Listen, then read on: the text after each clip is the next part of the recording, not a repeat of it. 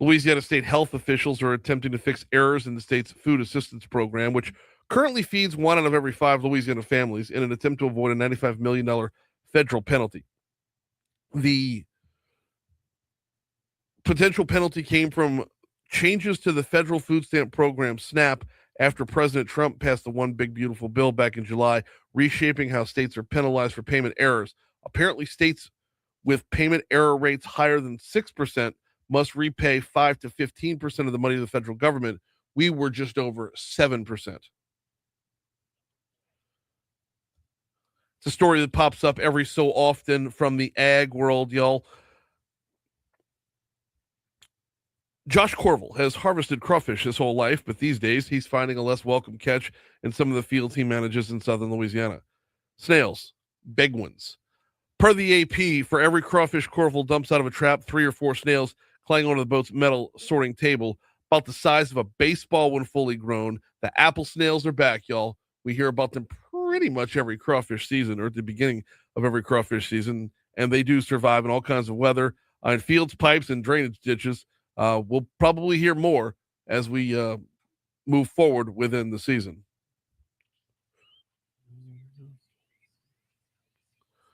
We need to do number 1.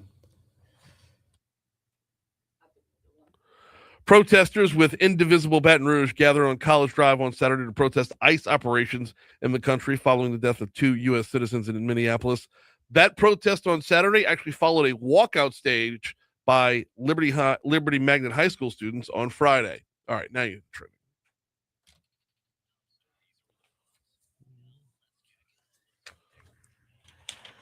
Whoops, moving slow after the big game yesterday. Okay. Republicans and Democrats in Congress are locked in a standoff over reforming the nation's immigration enforcement operation as a deadline to reach a resolution and fund the Department of Homeland Security approaches. Yeah, they got 2 weeks out of it. Is that what they got? Yeah. I feel like this is getting kind of ridiculous. Like, deadlines are getting more and more. Like, well, okay, we'll fund the government for 8 months, but we'll only give you 2 weeks to fund Homeland Security. And then, like, what happens if Homeland Security doesn't get funded? Well, does it just go away? I would hope not. Same. Yeah, it's just, it almost seems here lately we've been pushing the envelope and just sitting on it. And then, But, like, throughout our entire adult lives, it was always, like, you wait till the 11th hour. Yeah. And then a deal is struck, but you don't have to wait till the 11th hour again for a long time. It's that waiting for the 11th hour is a much shorter time period now. Very true. Very true. The Federal Communications Commission, the FCC, is opening an investigation into whether ABC's The View daytime talk show violated equal time rules for interviews with political candidates after an appearance by a Democratic Texas Senate candidate this week. You mean to tell me? Okay. Yeah, go ahead. For one, we've all known that The View swings one way, if you know what I mean. Yeah. So all of a sudden they're getting in trouble. There are rules as far as what guests are concerned. They put an actual candidate on the air. Okay. And that's, to me, that is a whole new world. In fact, this is going to walk me up to something that happened that we saw right here in District 60 in that race over the weekend. I was going to get to that later on in the show, but we can touch on it now. Yeah, there are rules and regulations for who can sway an election and to what extent. I mean, like, okay, I know what the rules are for radio when it comes to equal time. They're actually very, very simple. All you have to do is offer the equal time. It doesn't have to be rewarded, and it only really exists from qualifying through election day. From qualifying through election day, if I offer one candidate in the race time, I have to put that offer out to every other candidate out there. Now, I don't have to go hunt them down, but I can't turn them away. I have to make it available to them. So that's, I don't know if the rules are the same when it comes to national television for a local race. Well, statewide race, but still, it feels like they were begging to go after this. Right. And my whole life, I've known The View, but yes, it's different when they actually have a candidate on the air. Yeah, it's just okay. All right, no shortage of buzz around the Bad Bunny halftime show. For those who are wondering, the wedding was real. So I didn't I was watching that. I missed the halftime show. So I like my Twitter feed started filling up with it. Did you see it? I did see it. Okay, so, tell me all about it. So they come out with these trees. It's humans. So I would have loved to be the person who got paid to be a tree on the field. First and foremost, I was like, okay, this is unique. And my little boy goes, Mama, what are they doing? Is that real trees? I'm like, no, would you? Okay, let me ask you this: would you rather be a tree in the Super Bowl halftime show or a Pop-Tart at the Pop-Tart Bowl? Oh, a Pop-Tart at the Pop-Tart Bowl.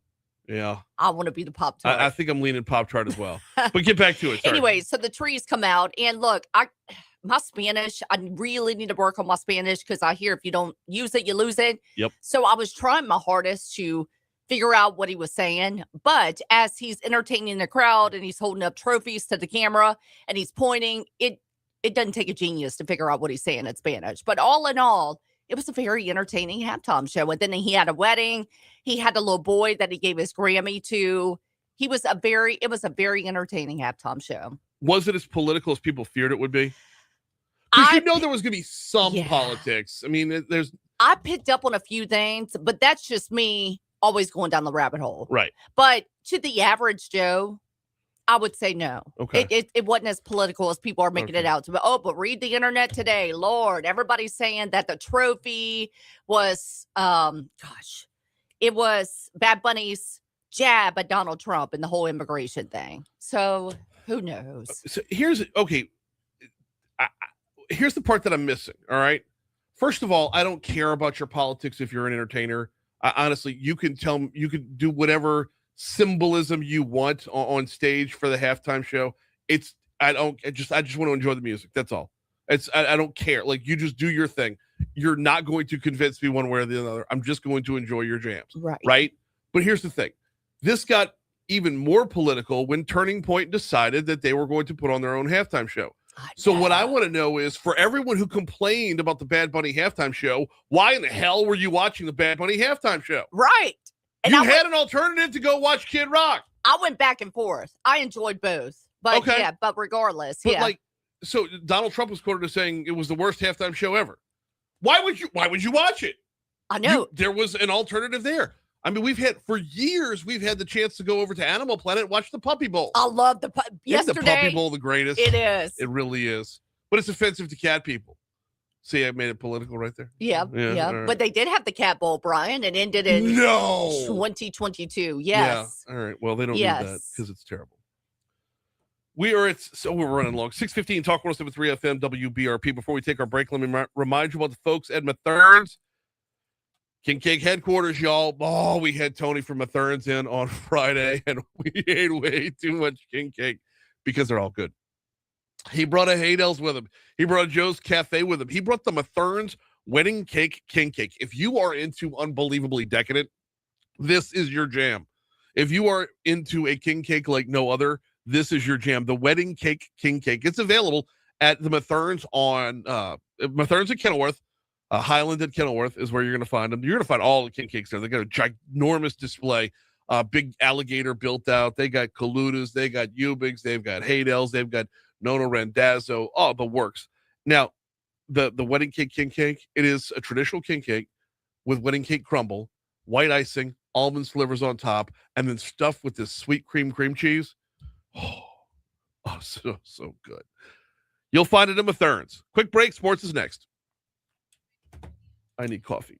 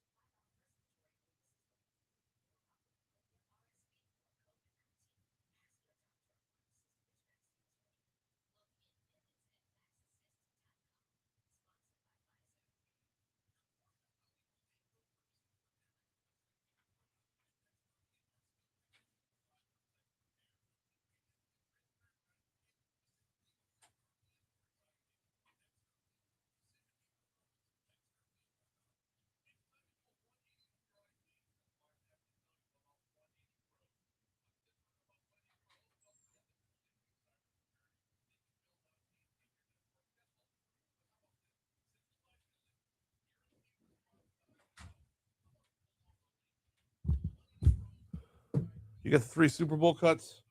Yes. Okay.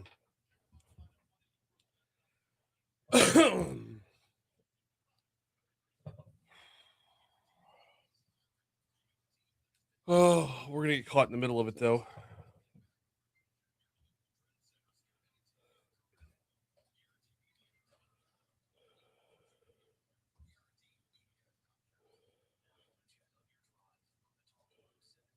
So the way I was looking at it was from More Dilemma Monday.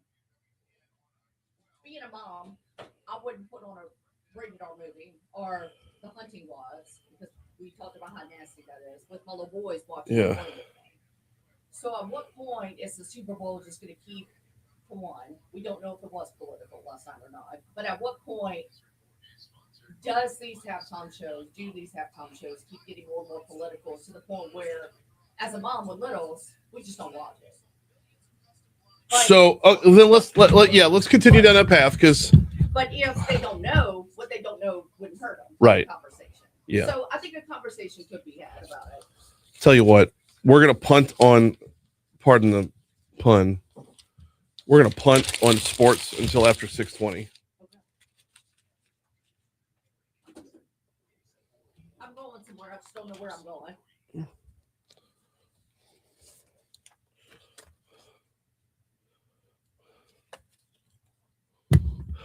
Six 19 Talk 107.3 FM WBRP mornings with Brian Haldane rolling right along. We ran long in that first segment. And I apologize for it, y'all.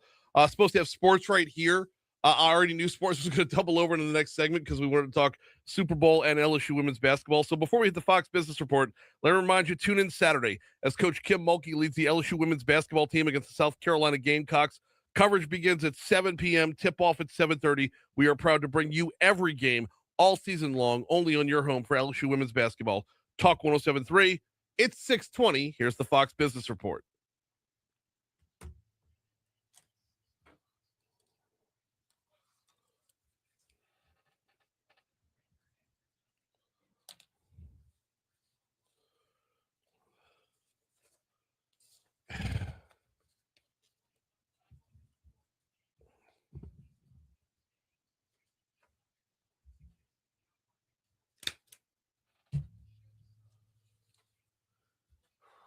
Meanwhile, I've got like 4 different news stories that I don't know if they're ever going to break, but I'm sitting on them and I can't say anything about them.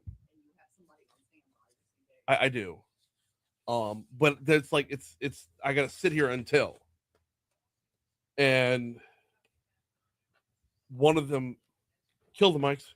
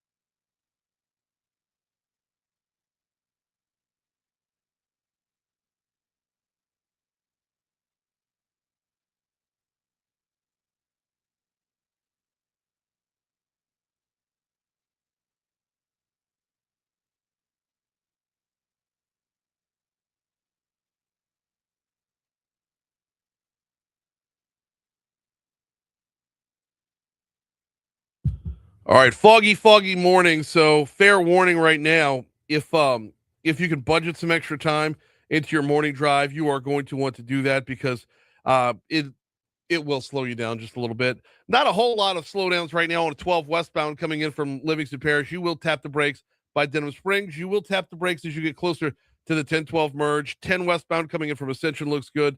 10 eastbound coming over from West Baton Rouge is good, as is I-110. Surface streets, there's no accidents being reported right now, but I can tell you the same problem that we saw on Thursday and Friday with the closure on Highland Road as it goes under I-10, under the I-10 bridge. We are still looking at that closure right now. So if you make your way into downtown from like campus or points beyond, you're going to want to be on the lookout for that, possibly even have to find an alternate route. That is your look at traffic from the Talk 107.3 Traffic Center.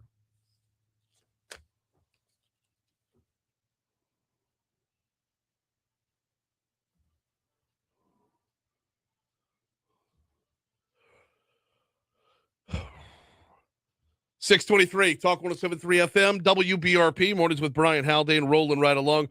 All right, it is well, we'll go ahead and call it sports time right here. What an unbelievable battle in the Super Bowl last night. The final score was not indicative of the game itself. The Seattle ran away with it on the scoreboard, but you're talking about until the fourth quarter, no touchdowns were scored. You're talking about until the fourth quarter, like Seattle put up 3 points, put up a field goal in the first, 2 field goals in the second, a field goal in the third, and then 17 points in the fourth quarter once it was all starting to unravel. 29-13, your final score right there. Let's fast forward to the end of the game. Hear from your winning coach for Seattle. Just the best team I've ever been around. The closest, toughest, most connected team I've ever been on, and our guys made it come to life. Everybody in the organization just straight ahead, no drag, stack days. I love them. I'm actually, like, as great as it is, I wish the season kept going because it's just such a great team. Head coach McDonald right there, moving from the head coach to the man under center. Sam Darnold was 19-38 for 202 yards. He did throw for 1 touchdown, did not have an interception. In fact, if I'm not mistaken, he didn't have an interception all playoffs. Let's hear from him in the post game as well. Sam Darnold down here. Sam, what does this moment mean? It's unbelievable. You know, just everything that's happened in my career, but to do it with this team, I wouldn't want it any other way. So proud of our guys, our defense. I mean, I can't say enough great things about our defense, our special teams. I know we won the Super Bowl, but we could have been a little bit better on offense, but I don't care about that right now. It's an unbelievable feeling, man. I'm just so happy for the guys in the locker room and the coaches that put in so much effort throughout the whole season. You mentioned everything you've been through, all the ups and downs, all the teams. How did all of that experience help you get to right here? I think that's it. You know, I think all my teammates, all my coaches I've ever had, always believing in me. I've always believed in myself because of my family and my friends. So it's as simple as that. As long as you believe in yourself, anything's possible. Congratulations, a Super Bowl champion. Thank you. Super Bowl champion, but not the MVP. All the way up until the fourth quarter, there was a pretty strong case you were going to have a kicker as the MVP. Jason Myers went 5 for 5 with for field goals, 2 for 2 for extra points. But when you look at the box score, it really stood out what Kenneth Walker did. Close that out. Kenneth Walker III had 27 carries for 135 yards on the night. A touchdown was called back late in the game due to a holding.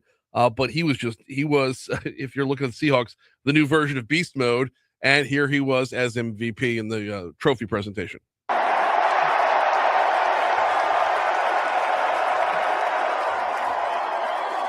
Now, you know, Kenneth, this moment is funny because I heard you barely even want to break down the huddle. So now you got to talk on the microphone after winning a Super Bowl championship. But what was going through your mind and the mentality that you had to make sure that you were powering this offense throughout the game tonight? First and foremost, I want to thank God for this, blessing to be here. Also, I want to thank my brothers. This don't happen without them. We went through a lot of adversity this season, but we came together and we stuck together, and this is what we got. Congratulations, Kenneth. Man of very few words. In fact, they interviewed him immediately after the game, and he had even less to say than that. He was just absorbing the moment, and good on him for it. So Seattle Seahawks pulled down their second Super Bowl title in franchise history. Earlier in the afternoon, LSU women's basketball was getting after it. We'll tell you about that in just a second. Do need to remind you about the Baton Rouge Metro Airport. FlyBTR.com is the website, FlyBTR.com. Love telling you about when you fly BTR, the whole experience, okay? Not just the flight itself, but the whole experience when you talk about TSA and parking. And I love telling you about that. One of the things I'm remiss in overlooking, when you fly BTR, you're supporting a local business. Our Baton Rouge Metro Airport is as great as we make it. It's as great as we make it. You want more direct flights? We have to fly BTR. You want more options? We have to fly BTR. You want to make sure that that airport is thriving, not just for us to get away to somewhere else, but to bring other people to us. You need to fly BTR. As you're making your travel plans throughout 2026, please just give them a look. Make the full-on comparison. The parking, the TSA, not having to drive down to New Orleans, the works. FlyBTR.com. So Super Bowl last night, earlier in the afternoon, LSU women's basketball was getting after it. Just taking Auburn to the woodshed. It started off with an early run, and things got away pretty quickly. In fact, very early in the first quarter. Here's Flau'jae Johnson with a little stop and pop. And it's rebounded by Williams off to Flau'jae Johnson. Flau'jae kicks it into his second gear, off the glass and in from about 6. Now, I like that for Flau'jae. Instead of forcing it and going all the way in, she stops and pops. Uses that glass as her friend. 11-2 LSU.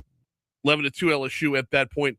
Flau'jae is not showing the numbers this season that she has in the past. And the thing is, there's absolutely nothing wrong with her game. There's just so many more players out there for her to share the basketball and the statistics with. Let's fast forward to the second half because we could break down individual highlights, but I want to string 3 of them in here in a row. When LSU came out after halftime, went on a quick little run, the disparity in score got really bad. So let's just bing, bang, boom, 3 quick highlights. Let's start off with Zakiya Johnson on the layup. Flau'jae, right wing, will get it to Zakiya Johnson. A dribble, double clutch layup is good. Flau'jae led her to the bucket. Zakiya finished the deal. And I love that Zakiya, when she caught it, she quickly got her head around and see what was in front of her and did a really good job of not fouling. Yep, because she was still about 8 feet from the bucket, needed 1 dribble. That pass. That's not on you. Keeping it with Jada Richard. I mean, Zakiya Johnson attacking down low, Jada Richard attacking from outside. And needs help. We'll get it right wing over to Michaela Williams. Michaela, free throw line pass to Koval. Left side to Richard for 3, and it's good. She needed that one. And she had a hand in her face when she shot it. Very good. Bengal Pest Product 3-pointer, 43-14, LSU by 29. And it would end up being 77-44 LSU. Here's news.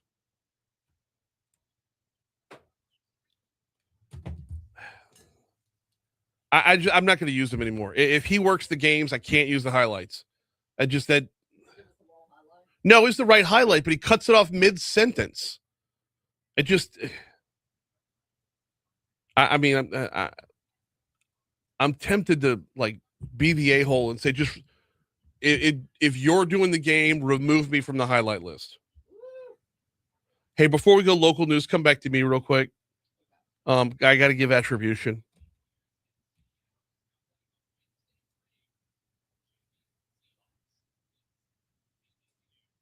Back to me. Very quickly, before we get to our local news, my apologies. We got jammed up by time. Want to give proper attribution. Credit to NBC for the Super Bowl audio. And, of course, Patrick Wright and Shada Williams from the LSU Sports Radio Network on the women's basketball highlights.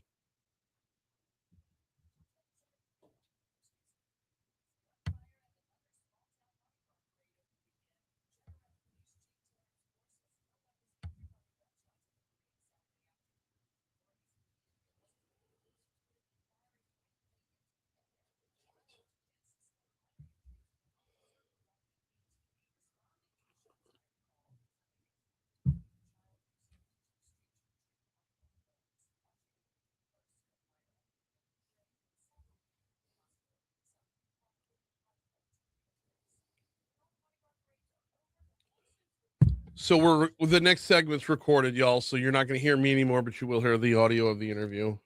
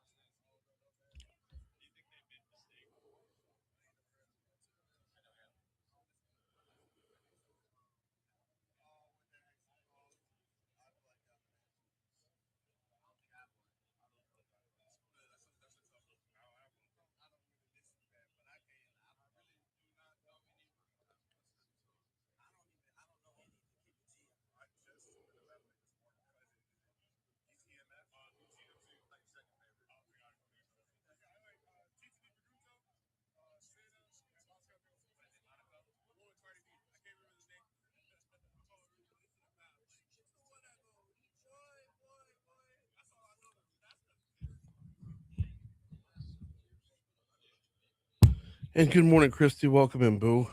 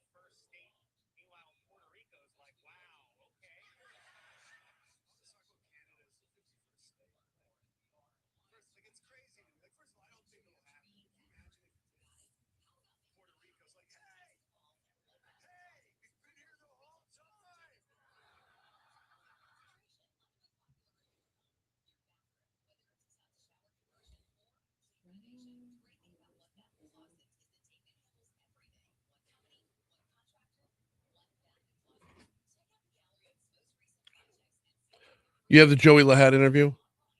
Joey Lahatte, you've got it? Okay.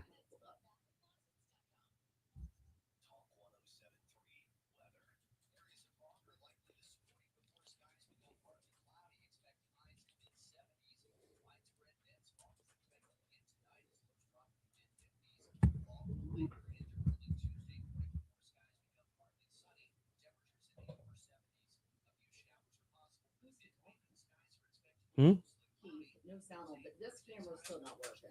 You're on that one, but I'm showing you have level. Okay, well, let's see. You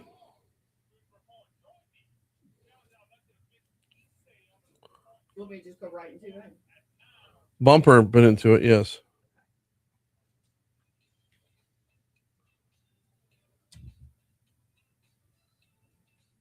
Big news coming down last Thursday from the Kenner City Council. There's a sentence I've never said before.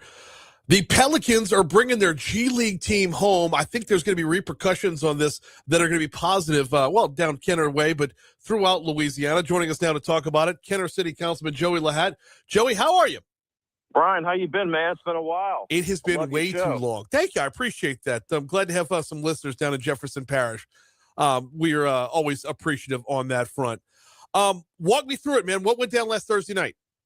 Well, look, we've since the new administration got in 4 years ago, we've had a goal to do something different at the Pontchartrain Center, which has been there for about 40 years, along with the Treasure Chest Casino. And the last year, the mayor has been speaking to the New Orleans Pelicans organization, and they had a huge interest in moving they call it the G League team, their minor league basketball team here. Mm-hmm. And they thought, Pontchartrain Center and Kenner, why not do this? Why not have a local partnership to allow the players to live in this area as they develop to hopefully play for the Pelicans. So, we yesterday at the council meeting, we voted as a memorandum of understanding based on the negotiations we've had with them. And Pelicans are coming into the Pontchartrain Center and investing $5 million to do some upgrades, to add some more seats, concessions, and things. Long needed. And this also at the same time allows a huge economic boost, development, and a fun thing for Kenner families and, Jefferson Parish families to go to. It's amazing. So this has been in the works for some time now. Walk me through a little bit of the process here, because when you're dealing with a monolith like the NBA, things just don't happen quickly.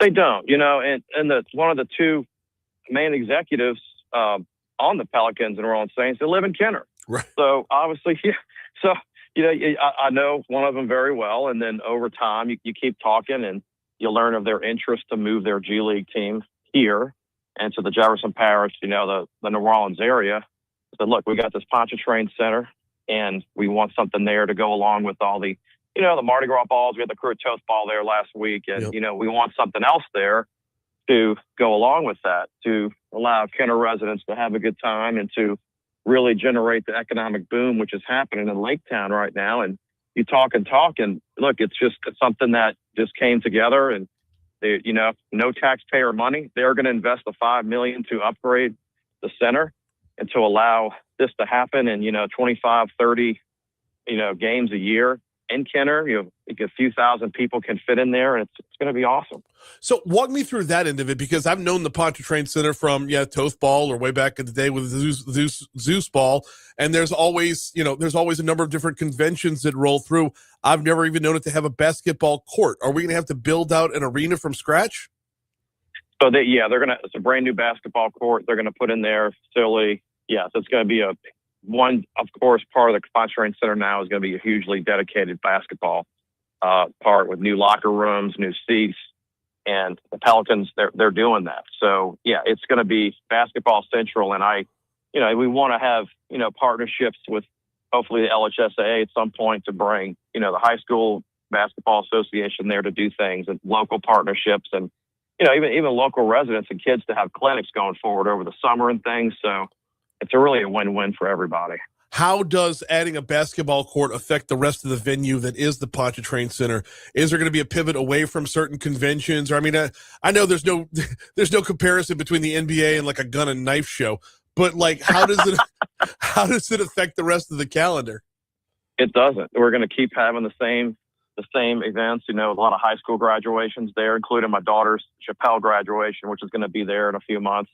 None of that's going to change. It's big enough to where they're going to have one wing of it devoted strictly to basketball, and the other part of it is going to be for the same conventions we've always had. The gun and knife show, or like a dinosaur thing that happened about a month ago there. Of course, the Mardi Gras balls, the Crew Toast Ball is one of the big ones. Yeah. And we have a couple of dance competitions there too, so it's not going to affect that. So we're going to keep having those, and we're going to have this extremely major tenant, which I think is just incredible for us. And the partnership with the Pelicans, so they're share facilities with the Saints over off Airline. So this is just a few miles away. I would imagine this would pair the G League team closer to the NBA franchise. Yeah. So, and I think that was their goal. They wanted the players developing to have a local access and to be here. If they get called, I don't know exactly how that works. I know more about baseball than how they call up basketball players to play on the NBA team, but it's they wanted it to be more local and more beneficial to those guys. Got about 3 minutes left with Kenner City Councilman Joey Lahatte talking about bringing the Pelicans G League team into Kenner, right off of Williams Boulevard at the Pontchartrain Center. Walk me through timelines here, Joey. What are we looking at as far as a launch date for having I don't even know what they're called, the squadron or whatever? Yeah, so the we're like 90% through on negotiations with the lease and everything. We put that in front of the council, and everybody it voted. Everybody passed it. All the 6 council members there voted. In terms of timing, obviously there needs to be some construction things that have to happen. The season runs from about October to spring, so we're in February. Oh my God, we're already February. I keep forgetting that, but. I'm hoping the end of this year, start in October, if we can move things along, we'll get this team playing in there. So, it's yeah. So as soon as we can, we're just going to push it forward and make it happen. So we're looking forward to the next NBA season, not skipping one and then one more down the line.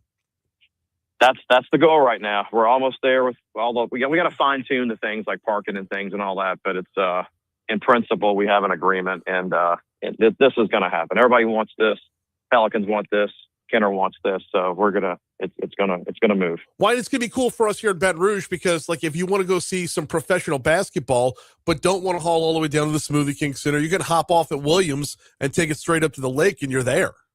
Absolutely, man. You're right there. And we have we're building the amphitheater out there too, through the Jefferson Parish Rita Bohannon's office, which we're going to be hosting about 20-25 concerts a year out there with an amphitheater of 10,000 seats. And the piles are being driven right now. So that is something. It could be a whole nother call and talk to you about that. But we're going to be having concerts out in Lake Town maybe in the next year or so. So that's happening too in that area, and it's going to be an economic boom for everyone. The New Orleans Pelicans bringing their G League team home off of Williams Boulevard in Kenner. He is Kenner City Councilman Joey Lahatte. Appreciate a couple minutes this morning. Oh, thank you so much, Brian. Good to be on. I love the guy, but we're not going to be talking about the amphitheater. He's not coming back off of that. Give me some more big news, and we'll bring him back. But like, I'm not trying to have Kenner sell me on their concerts any more than I'm trying to sell them on Live After 5. And I'll sell you Live After 5 all day long. But it is overall a very, very cool idea, though. And it makes sense to have the G League team close to New Orleans. Here's the question I want to ask, and please try to ignore the fact that the Pelicans are terrible right now. But would you have liked to have seen Baton Rouge get in that mix? Would you have liked to have seen with the renovations that are about to happen to the River Center? Would you have liked to have seen Baton Rouge put out some level of proposal that said, "Hey, let's bring it here to Baton Rouge. You'd just be 1 hour away, but you would have like your own home, your own autonomy, your own thing." I kind of would have liked to have seen that. It's cool that it's coming back to Louisiana from Birmingham. I'm good with all things that are good for Louisiana. Okay, doesn't have to be our thing, but this could have been our thing. Also, I'm a big basketball guy, so I just would have liked to have seen it. We are coming up on, oh, by the way, that was a pre-recorded segment. I do like to give that disclaimer when that happens. We're coming up on 646 at Talk 107.3 FM. Let me take a quick moment to remind you about the folks over at NeuroJust. Jordan Generous was in with us on Friday, brought with him a firsthand testimonial, and it was fantastic. And if you missed it, it's available on demand at talk1073.com. I highly recommend it. Someone who has walked down the TMS path not once but twice with a good 20-plus year gap in between and could not be happier with the results. Literally credits NeuroJust with saving his life. When Jordan was in, one of the ways that he terms himself, which I really, really love this, is he describes it as physical therapy for the brain. I think about if you have like an injury to your leg or you know, if you bum knee or something, and you take some ibuprofen or something, that fixes the pain, but it doesn't fix the injury. Well, this is what they do with TMS therapy. You can learn more at neurojust.com. That's neurojust.com. Quick break. Coming back on the backside, we've got Moral Dilemma Monday up next. I ran 10 seconds long. That's my apologies.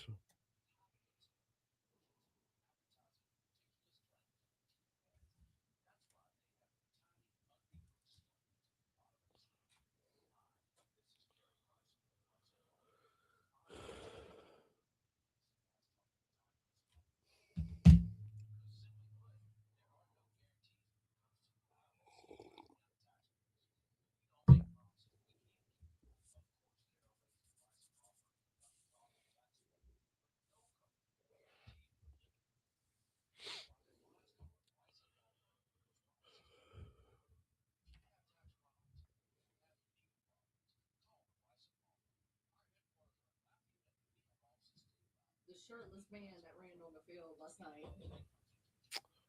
I missed that too. When was that? I missed a lot of the first half. Shirtless man, Super Bowl. He ran on the field in the fourth quarter. How did I miss that? I was watching the fourth quarter. I wonder if they just didn't show it. Yeah, during the fourth quarter, a man ran shirtless onto the field, offering fans a moment of surprise.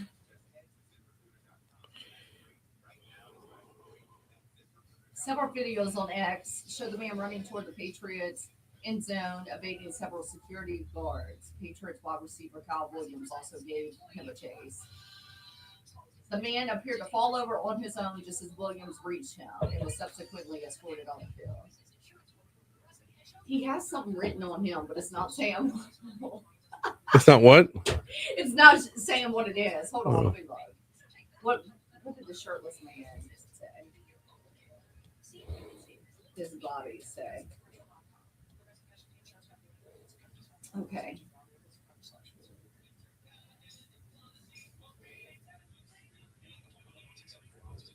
Multiple phrases written across his body. Yeah, I know that already, but trade on the sand spot, trade with Athena.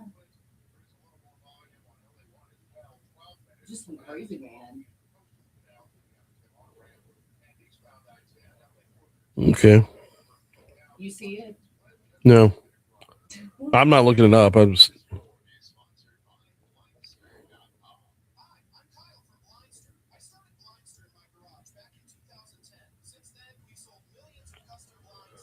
All right. Be ready to jump right into your money now. Is it fixed in the back? No, but it will be. Thank you.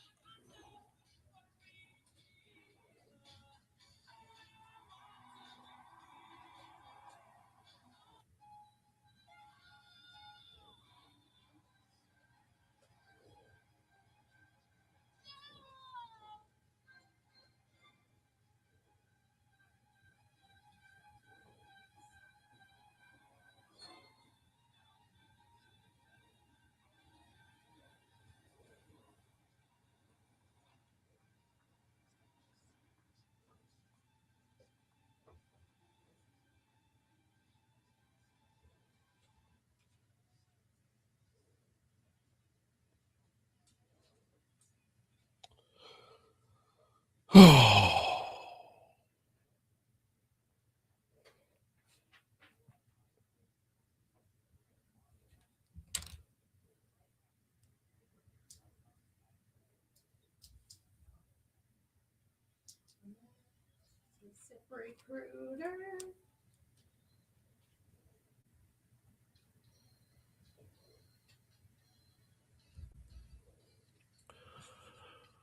652 Talk 107.3 FM WBRP mornings with Brian Haldane rolling right along. It is a Monday morning, so it's time for Moral Dilemma Monday.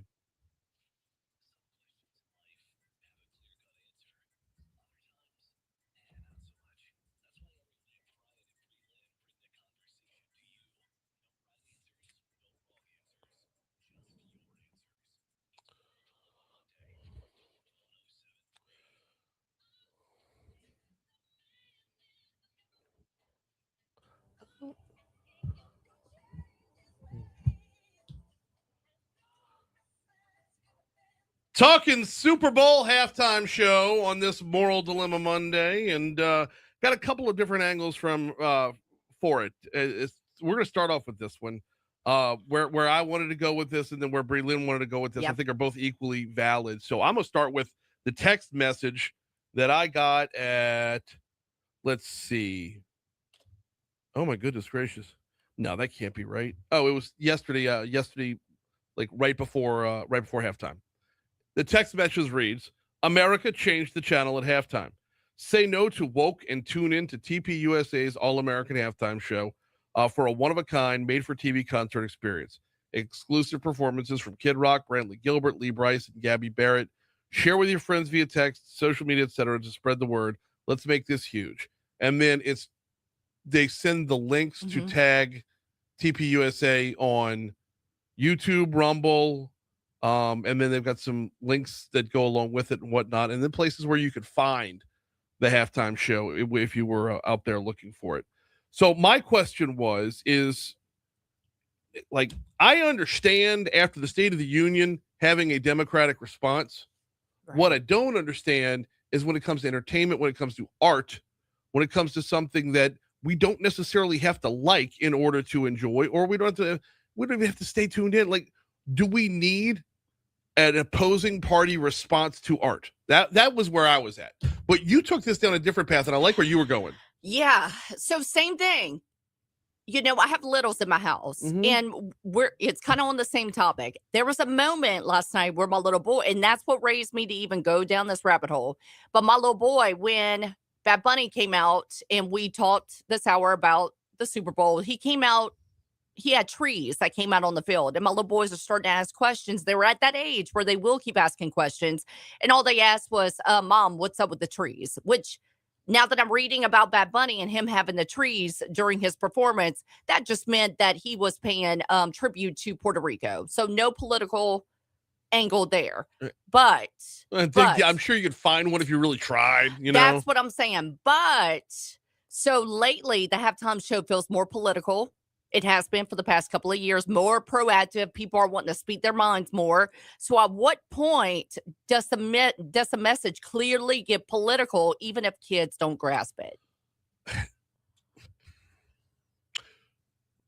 Couple of different questions to follow up with is, the first one is, even if it's political, who cares? Right. I know. Do we really need to care what Bad Bunny has to say politically? I'm not trying to demean the guy, but like, is he going to sway if Bad Bunny can sway your political opinion? I've really got to question how firm you were in your own stance to begin with. But the second part was, are you more worried about things getting more political?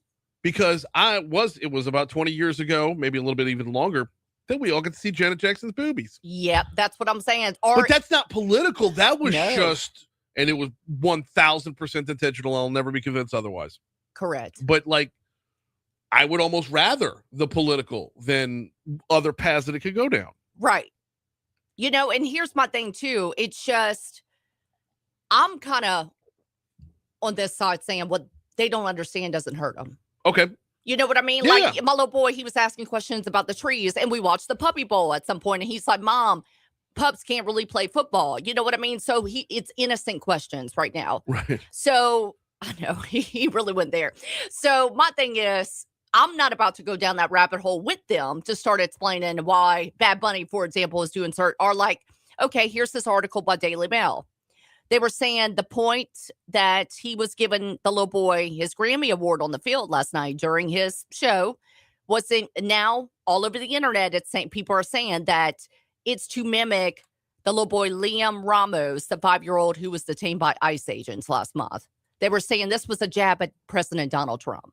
But is that the same kid that like his parents took off, and when ICE picked up the kid, the mom wouldn't even come out of the house to get the kid? I think that's the same kid. That's the kid who, if you're on one side of the aisle, ICE was detaining a 5-year-old. And if you're on the other side of the aisle, the parents took off running and would not claim their own child. Correct. So people are saying Bad Bunny, when he handed over the Grammy Award to this little boy last night, that was a pun at President Trump. See, you really got to dig. You really got to try to make that about that. He wasn't dressed like him. I don't like. No. He's just handing off his Grammy to a kid. I mean, could the message there have been the future is yours? Could the message there have been dream big and look what you can accomplish? Is that not possible? And admittedly, I missed the halftime show. I went back and looked at some of it online, but I missed the halftime show in real time because, were you watching Turning Point USA? No. I got a Blackstone for Christmas, and I got to finally test drive it on Sunday. So yeah, I was cleaning my Blackstone during the halftime show. Yeah. Well, I got a chance to watch both, and both was pretty good. Because I have one on my phone.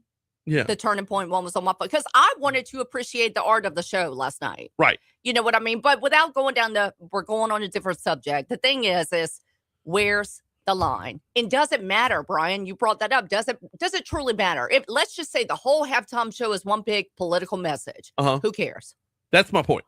That's my point. Is I don't need to have a counter argument that says, well, you had a liberal halftime show. I need a conservative halftime show. It's art, damn it. Like, it's art. Right. I don't need to counter. You know what it does show as a true example here, though, is Snoop and Dre, when the Super Bowl was in L.A., may have done the best job of the last half century.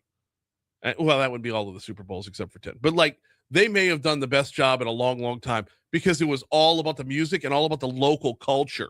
Right. There's no local culture of Bad Bunny in San Francisco. Like, very true. Where's that angle? Keith is saying on Facebook, what is the moral dilemma? That's where we were going. I'm a mom. I have an 8-year-old and 6-year-old twins. That's what we were saying. Let's say the halftime show is fully political. Are you torn saying, I want to keep watching this and have my little boys watch it with me? Mm-hmm. So, yeah, that's the moral dilemma. Yeah. All right, we'll continue the conversation over on Facebook Live. We're on Facebook Live every day, thanks to the folks over at Lake Urgent Care. On air, though, it's time for the top of the hour news at 7 o'clock.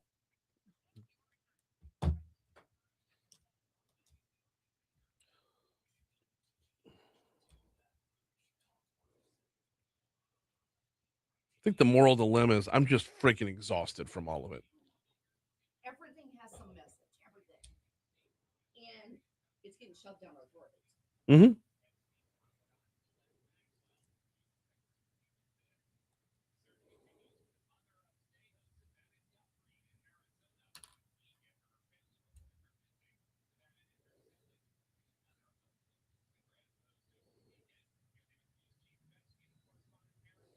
So do we know if Mom ever got her medicine? Because I'm worried about Mom. I doubt it.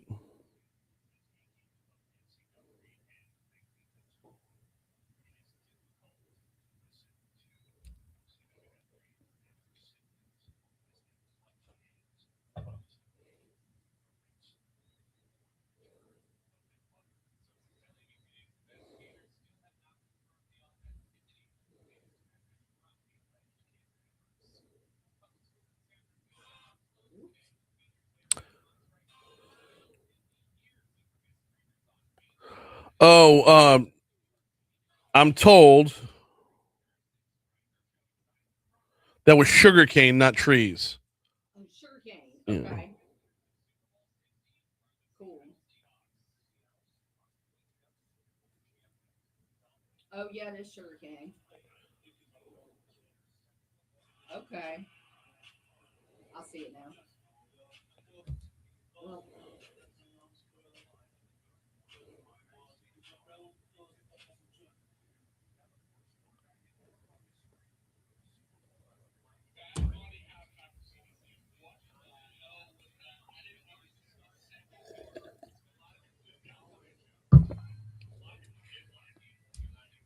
yeah, a lot of his show was in Spanish, but I liked it. It was cool. Oh, I need to go back to my commercials.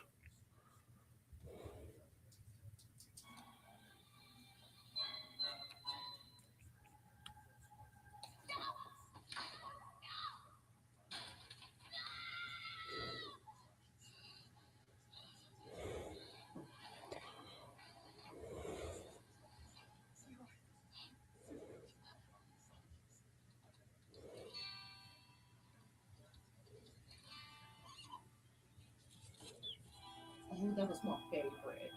The Budweiser. The Clydesdale and the Eagle. And then he grows up at the end and he flies off. Yeah.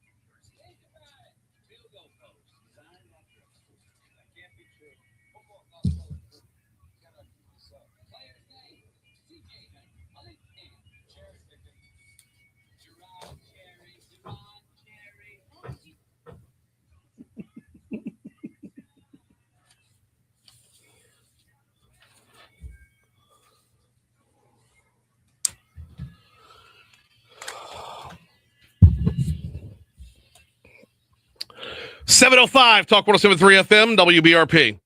Mornings with Brian Haldane rolling right along. Hour 2 coming your way right now. Brian here with you. Bree Lynn producing. Starting off the 7 o'clock hour at 56 degrees in downtown Baton Rouge as we're broadcasting live from the 180 Pros studio. Is it time for your IT to do a 180? Visit 180pros.com. We got Medical Monday coming your way this hour. We actually later on in the hour, we're going to flip things up a little bit to talk Super Bowl commercials. 7:50 is we've got Stevie Archer, a chief creative officer for M&C Saatchi, talking about the Super Bowl commercials. Were the best, were the worst, what was the most well received. Do those things always translate? We'll talk with her at 7:50. Right now, though, top stories and trending. Let's go.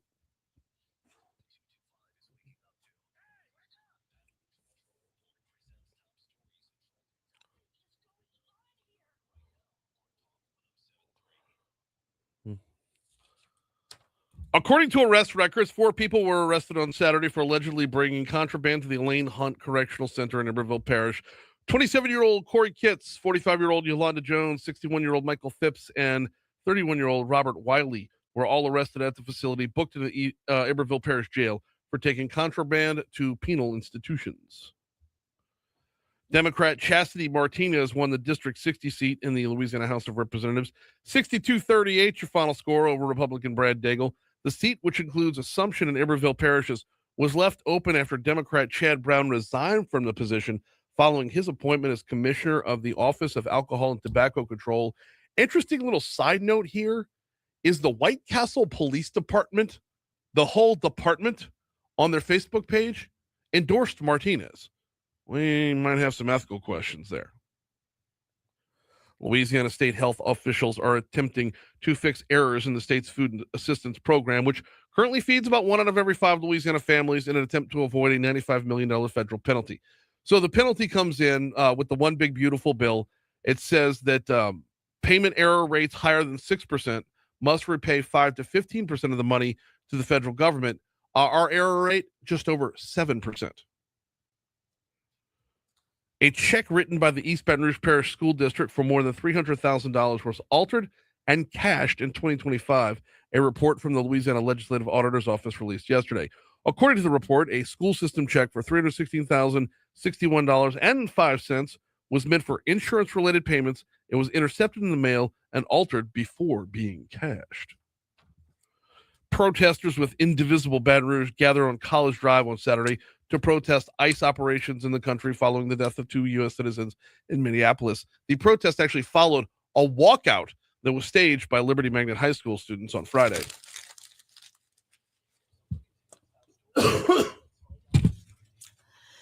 Republicans and Democrats in Congress are locked in a standoff over reforming the nation's immigration enforcement operation as a deadline to reach a resolution and fund the Department of Homeland Security approaches. Yeah, that's a good 2 weeks. Awesome. They got it done for 2 weeks. Let's get in another 2-week extenuation of it. Whatever. Well, you were saying what? If they don't find a way to fund it, it's just going to go away? I would surely hope ICE? not. Well, if the department doesn't have funding, then what can the department do? That's true, but it's just scary.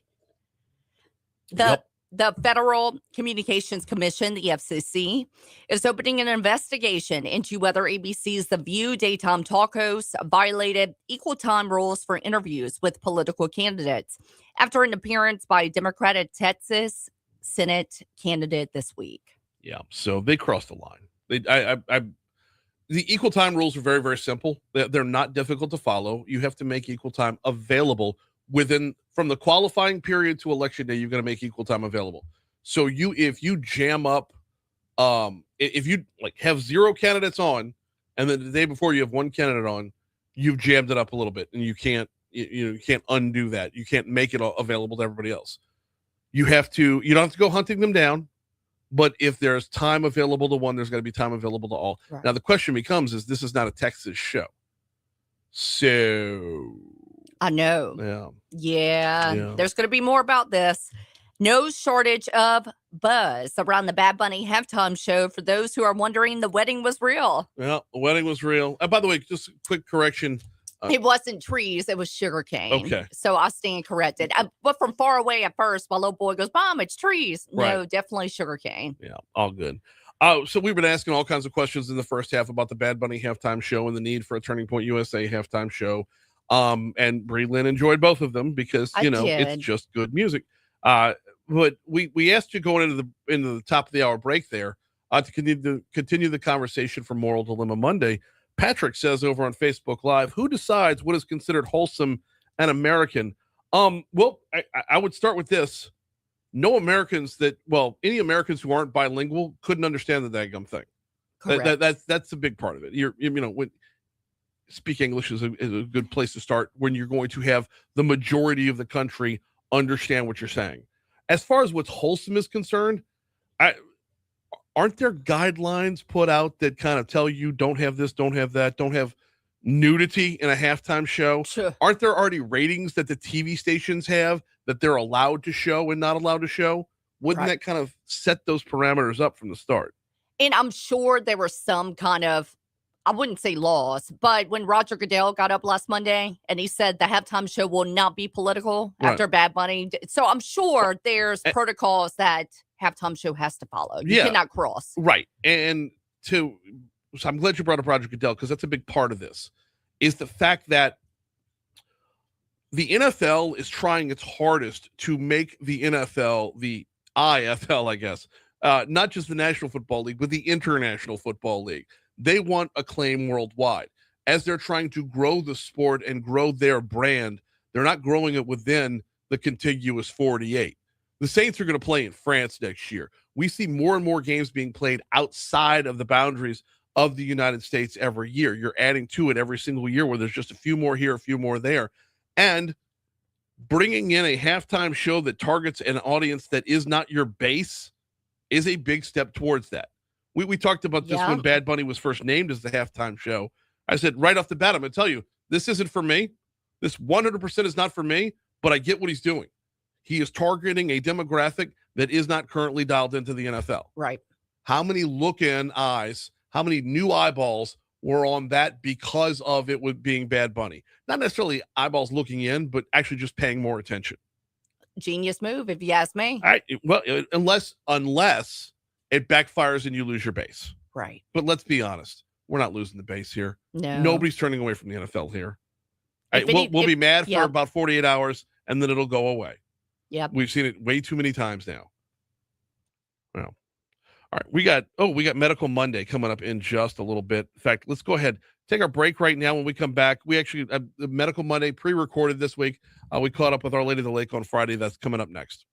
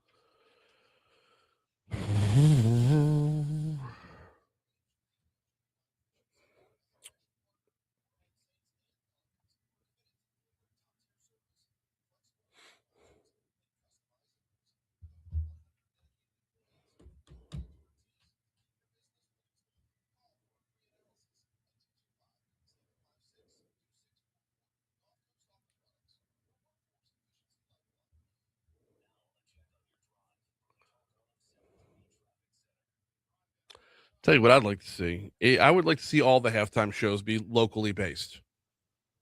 If you're bringing the right, this was the big controversy last year when it was in New Orleans and who was it? No.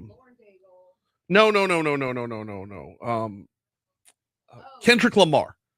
Kendrick Lamar was the halftime show, and everybody said it should have been Weezy. It should have been Lil Wayne. But and I agree with that.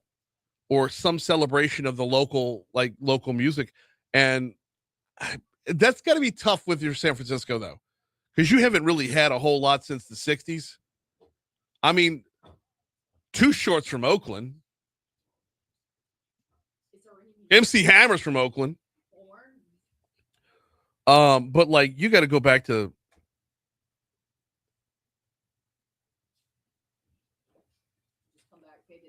yeah.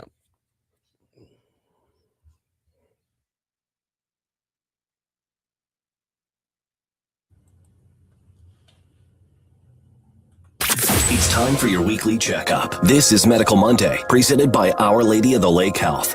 Every Monday, we get the chance to catch up with our good friends over to the Lady of the Lake. And this Monday, we're talking about women's heart health, an issue that's often misunderstood, a lot of times overlooked as well. Heart disease is the leading cause of death for women, yet symptoms don't always look the same as they do in men. Joining us today is Dr. Tara Jarrow, cardiologist with FMOL Health, Our Lady of the Lake Physician Group, Louisiana Cardiology Associates as well, here to explain why heart symptoms can look different in women and what warning signs to watch for, and how women can take proactive steps towards protecting their heart health. Dr. Jarrow, welcome aboard. How are you? Great. Thanks for having me. No, glad to have you on. Glad to be talking about this topic specifically. I mean, it is Heart Month. 'Tis the season, right? So, all right, let's start with this, the differences here. From a clinical standpoint, why does heart disease present differently in women compared to men? So the exact answer is we're unsure exactly why. Women tend to have non-classic symptoms. They present more with fatigue and shortness of breath, whereas the traditional, man will present with the substernal crushing chest pain or the elephant sitting on the chest. And that's pretty much what we're all taught to look for, right? If you have severe chest pain, seek medical attention. But it's not necessarily brought to our attention that if we have more subtle symptoms, like maybe we're just more tired than usual, maybe we just can't catch our breath or walk up the stairs like we used to, that is very important, and that should be brought up to someone because that could be an indicator of heart disease, and that's generally how women present. So you're starting to walk us down the path. Let's talk about some of those overall symptoms. If fatigue is one of them, let's continue there. What are some of the other symptoms you see in women that align with the classic warning signs that people do expect? Fatigue, shortness of breath is a big one. They don't necessarily have the severe crushing chest pain. They may just have pressure or this dull feeling in their chest. Of course, jaw pain, dizziness is another one. And then a lot of women or even men, but particularly women will chalk it up to indigestion. This doesn't feel right, but it's not necessarily the most profound symptoms that you would expect. Well, so that ends up in some dangerous territory, doesn't it? I would imagine that some of the symptoms that women have, they can overlook because they might be symptoms of something else. Like you talk about fatigue a lot. That is a common symptom of a lot of things out there. Correct. And that's why, it's very important to discuss this with your doctor so they can tease out, what's just, I've been working too much, I'm just tired, or what could be a signal of something, more important or more life-threatening. Talk with Dr. Tara Jarrow, cardiologist with FMOL Health, talking about women's heart health. Let's talk about biological or hormonal factors. Are there any factors like that increase heart disease risk at certain stages of a woman's life? Oh, absolutely. So, different than men, women get pregnant, and pregnancy is a huge stress test for the body. So women who have pregnancy-related complications such as preeclampsia, gestational diabetes, or pregnancy hypertension does increase the risk of developing cardiovascular disease. And so something that, you had when you were 20 and 30 and having babies is a significant risk factor later on in life, and it's important to recognize that. And then, of course, menopause, perimenopause, as we go through the change of life with hormones, that is an additional risk factor that separates us from men. Estrogen is a protective hormone. And so when we hit our 40s and go through perimenopause, menopause, our estrogen levels decrease. Therefore, that can signal some increased risk in cardiovascular disease later on. Let's expound upon that if we could, Dr. Jarrow. Talking about the pregnancy or the delivery that goes along with that. You're saying that it can create symptom or create heart disease and it just kind of remains dormant for a while? Is that where you're going?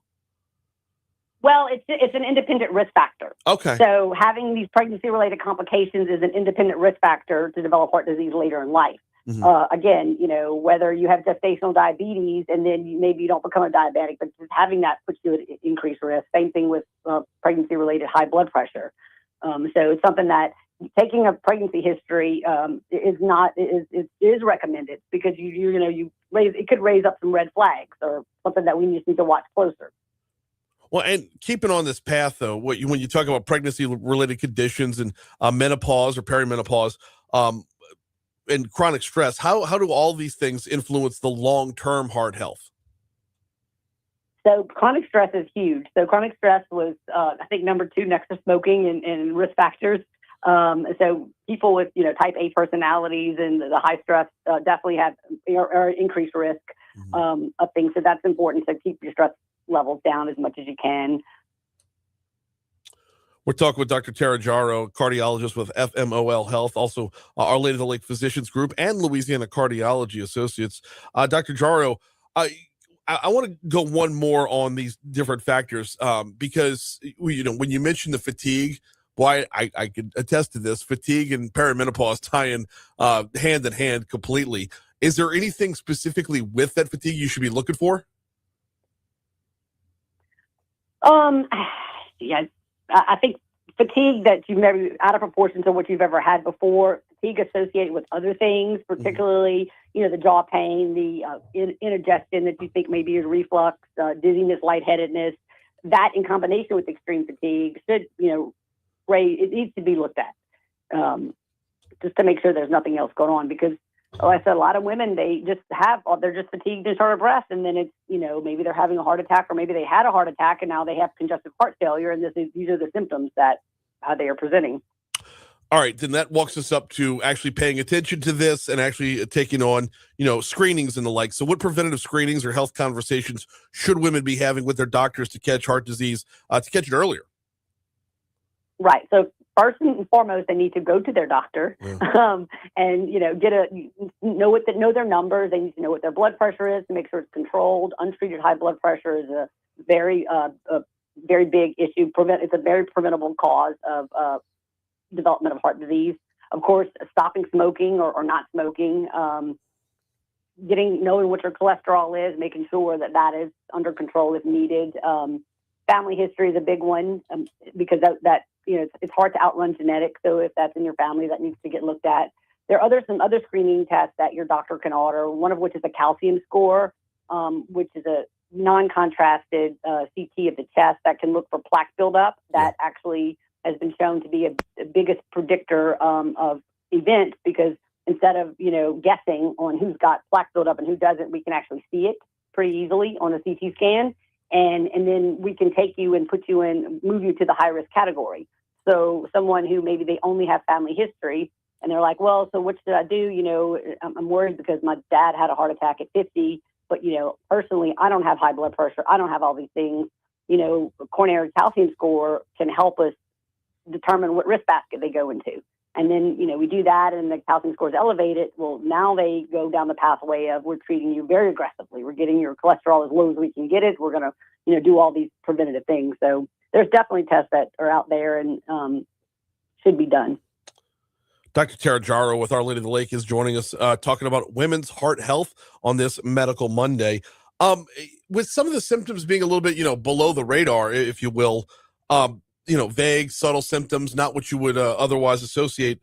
What guidance do you give patients about when to really ramp up the sense of urgency and when to seek care or emergency care? So you seek emergency care when you're afraid, when there's something subtle, something new that comes on, particularly if you have the crushing typical chest pain like you see on the movies. That's something that, you call 911, you don't drive to the hospital, you seek care.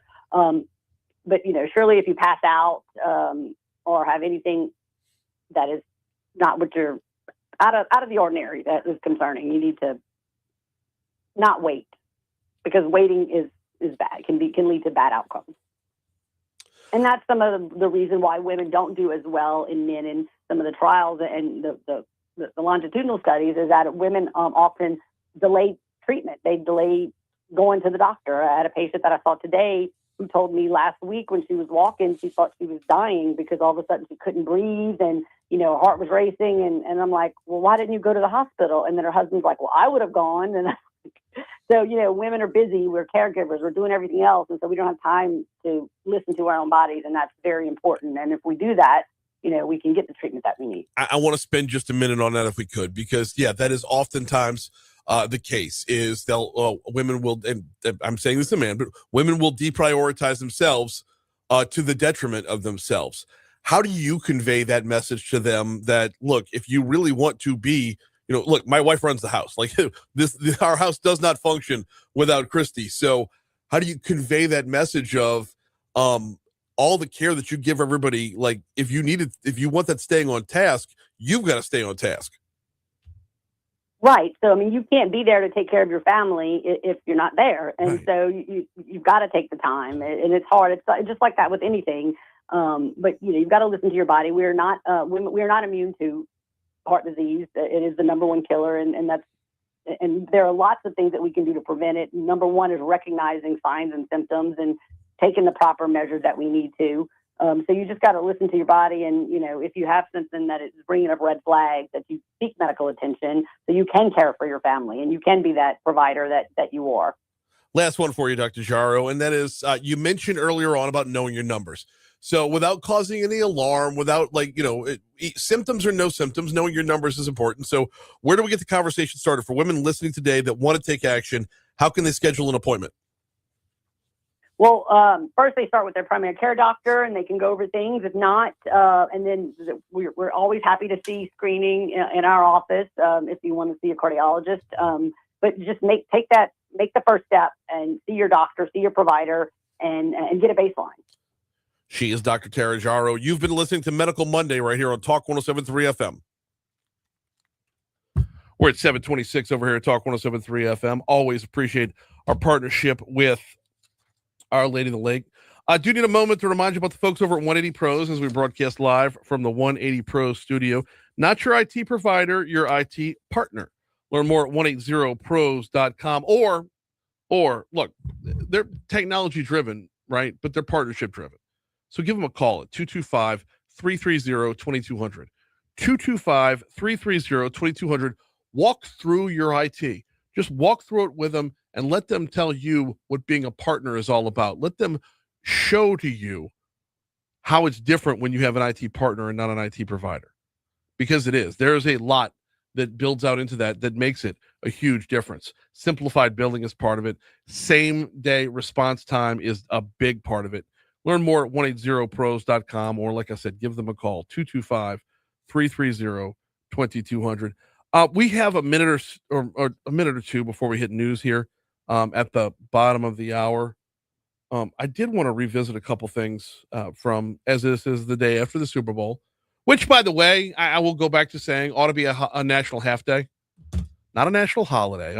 We don't need the whole day off here, but it would be nice to just get a half day out of it. I've worked for some companies where the boss is like, please don't come in until noon. Okay. See, that to me, that's fair. To me, that's very much much appreciated too. Yeah. Well, because the particular company I work for, we did not get President's Day off. When I worked for the state, we did get President's Day. But this one company, I think in his way to justify it, he's like, just don't come in till noon after Super Bowl. I mean, you and I would still be here, right? Right. Yeah. But as far as the majority of the nation's concerned, you got your Super Bowl parties, which felt like there were a lot less this year. Yeah. You got your Super Bowl parties out there, and no matter what you do, you're not getting home till after 10 o'clock. Very correct. I mean, the game was over after 9 o'clock. And of course, you see the trophy presentation and all that. Well, and a lot of times, I mean, down south, we don't leave right away. Right. You're still talking to people, making another drink. Right. So you're not leaving till maybe 11:30, midnight. Oof. Okay. That's if the host doesn't kick you out, because in my house, I'm like, y'all got to go. Yeah. Oh my goodness. I tell you what, there's not enough time for us to get into it right now, but on the back end of the break, I do want to revisit something that happened over the weekend. There was an election in a number of different legislative districts, state legislative districts around the state. And one of them was right on the other side of the river in Eberville Parish and Assumption Parish. You had two candidates that were left in the race. One was in early and then dropped out, so it knocked it down to two. But you had Brad Daigle and Chastity Martinez. And Chastity Martinez won by a 62-38 margin.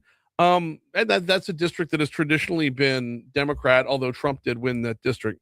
But there was a Facebook post from the White Castle Police Department that I want to read to you and just have the kind of exploratory discussion as to whether or not you think they crossed a line. We'll do that on the back end. We got to get you to news, traffic, and weather here. Don't forget, later on this hour, Stevie Archer is a marketing executive going to help break down the best and the worst of the Super Bowl commercials. Before we take that break, don't forget carnival season is here. Matherns wants to put a fresh king cake in your hands. Go to talk1073.com to register. Talk1073.com. Your king cake, if you win it, is available over at the Matherns at Kenilworth.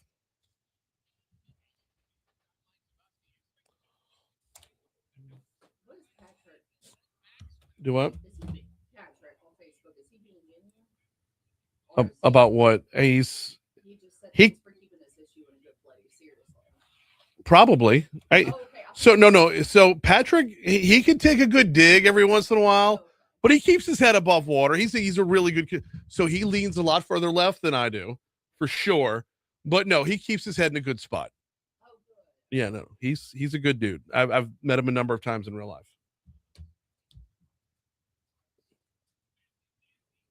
Oh, Nakamoto. Gonna get Nakamoto. Who is? Oh, Reynolds says I don't know. WCPD gonna get Nakamoto.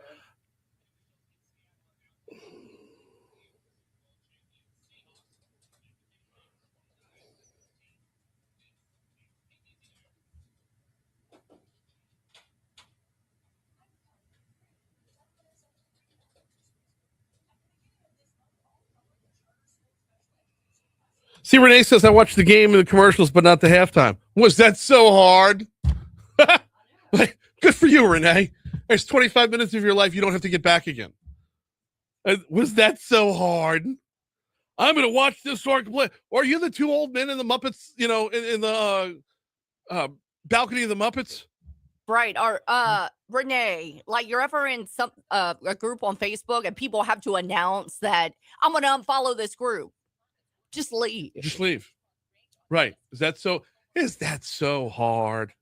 Or they'll comment something. I don't like this. No. Okay. Well, just scroll past it. Fan-freaking-tastic. You don't like it. I'm very happy for you. And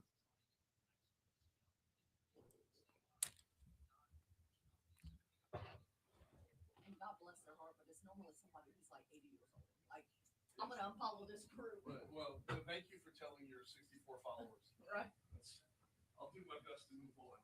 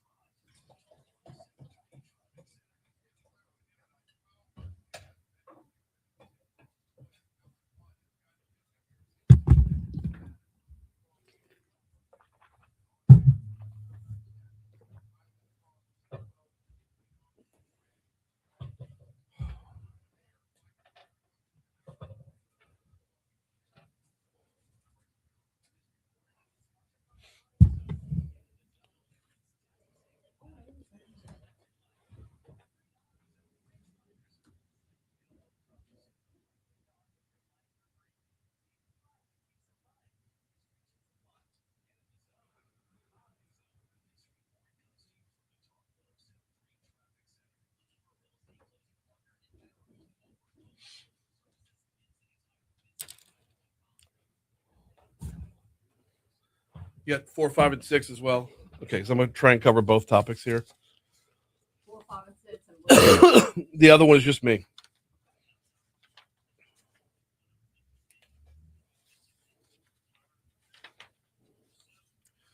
And I'm supposed to do a live read in the middle, but I don't want to stick a company's name in the middle of a full-on political rant.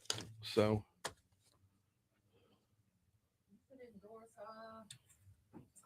right. Pop star. Who? Pop star. Pop star. 5-star. Oh, yeah.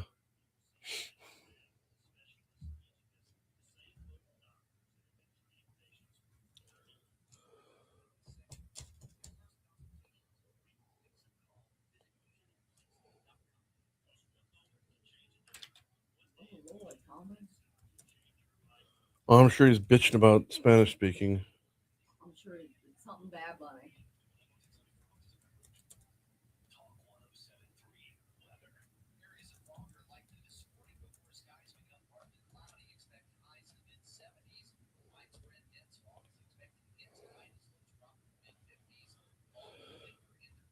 I have Cassidy Broadband in this folder still. I never did get to that. Just hang on to it. I'll remember where it is. And we're pushing Legally Served up to tomorrow because Wednesday I'm on location at Lobby, which is why we don't have Lobby today. Yeah.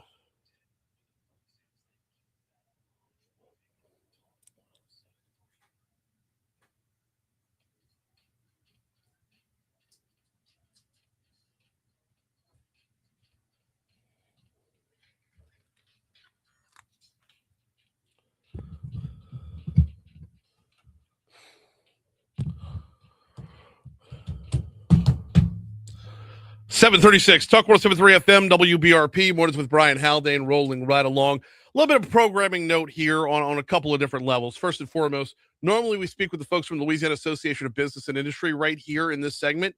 But we're taking the show on the road Wednesday to go to Lobby's annual meeting. So since we will be on the road Wednesday, since we will be in there in the midst of, I guess right now would be registration time opening up. But since all of Wednesday's show is going to revolve around LABI's annual meeting, we've foregone today's segment for that. Now, further programming note, we're going to break a little bit earlier than usual because on the back end of the break, we have Stevie Archer, Regional Chief Creative Officer for M&C Saatchi North America. Stevie Archer's career has been marked by her innovative approach to brand storytelling and strategic marketing. We are talking Super Bowl commercials with one of the best in the business coming up in about 13 minutes from right now. So looking forward to that conversation very, very much so. And in the meanwhile, a couple of news items we want to cover here, one of which I am going to do my level best to avoid hyperbole here. I'm going to do my level best to keep the story where it belongs because I legitimately don't know the answer. I have my feelings, but I don't know facts.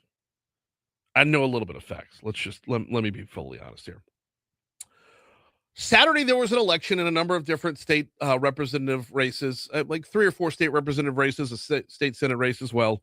One of those was in District 60, where you had Republican Brad Daigle and Democrat Chastity Martinez running. This is a state representative seat that is, it's I want to say it's traditionally been Democrat, but it is a district that was won by Donald Trump and won handily by Donald Trump. So going into Saturday, it looked like there was a pretty decent possibility that, this district could flip, go from blue to red. Not that, we have no shortage of red over in the state capitol, but, when you're looking at the two that were running there, it was a possibility. The White Castle Police Department on election day. Now, bear in mind, I didn't say the White Castle Police Chief. I didn't say a White Castle Police officer. I said the White Castle Police Department. The entire department that protects you.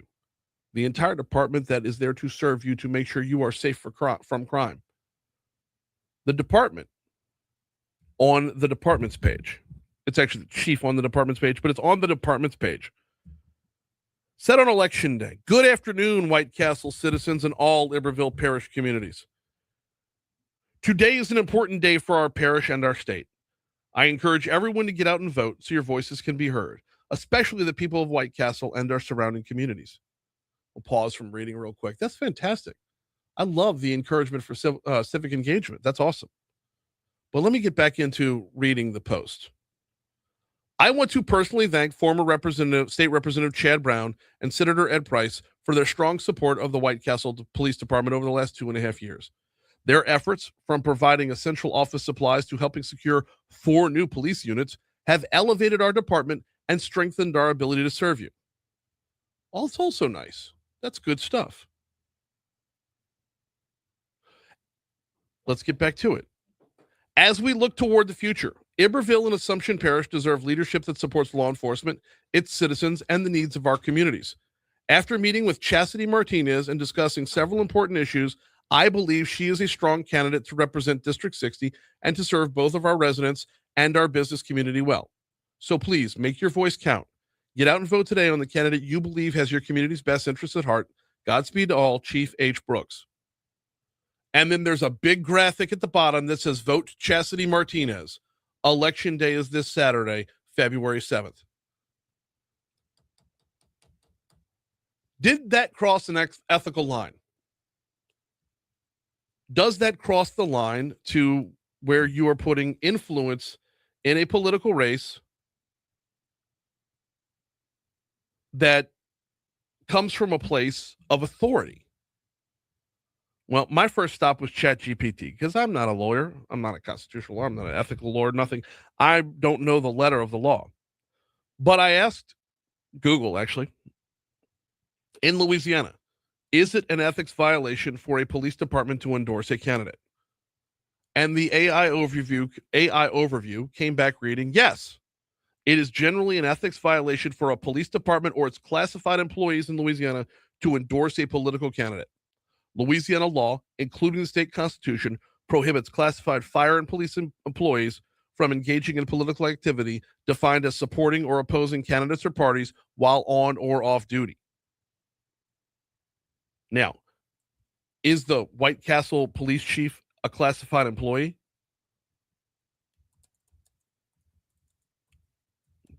That would be a good follow-up question. And I mean, but does the answer matter? Because he didn't post it from his page. Now, it depends on your local government. We need to dive fully in and do a full-on investigation to find out which municipalities have classified versus unclassified. Police chiefs, and a lot of them are considered classified employees under civil service regulations. When I looked that question up on Google, it told me that, well, again, AI overview. So I am relying on AI here, which is why I'm pleading a little bit of ignorance as well. The AI feedback said, in Louisiana, police chiefs in many municipalities, including potential contacts for White Castle, are considered classified employees under civil service regulations. So that would mean that no, he should not have done this. No, you should not put the name of the police department and the strength and authority of the police department on a political endorsement. But here's the flip side of it. The election's over. What does he care? I mean, it's a Facebook post. I put this up on my Facebook page asking for people's, feedback on it. And I got to tell you, I got some really, really good responses from it. For example, Deborah says if the post had been about folks supporting the department and not endorsing it, might have been okay. Absolutely. But why on election day would you post at all as the police department? Why on election day would you post about said election?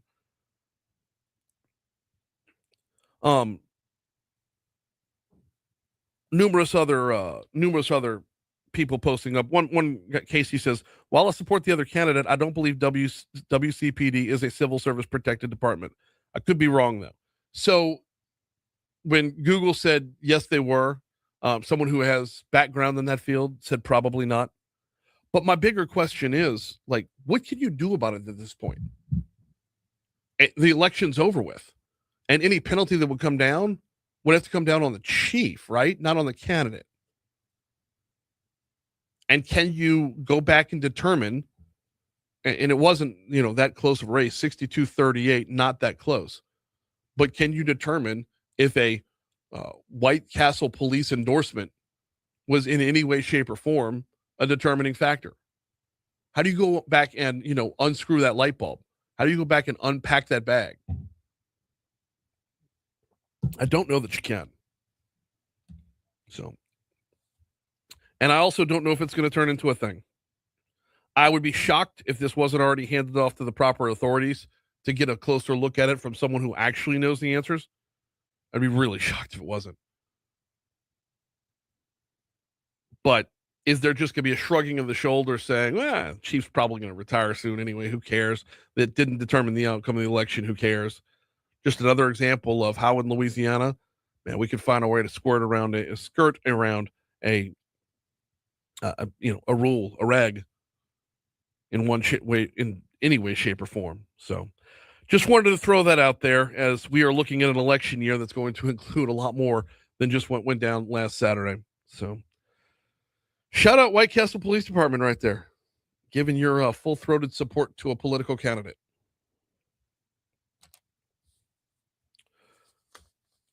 One other news item we want to hit before we break. Oh, you know what? I don't even think we have time for it. Yeah, we do. Here we go. Insurance Commissioner Tim Temple, you heard this on our news at the bottom of the hour, says his department is working to establish a benchmark range on the discount that a homeowner should receive on their property insurance for having a fortified roof.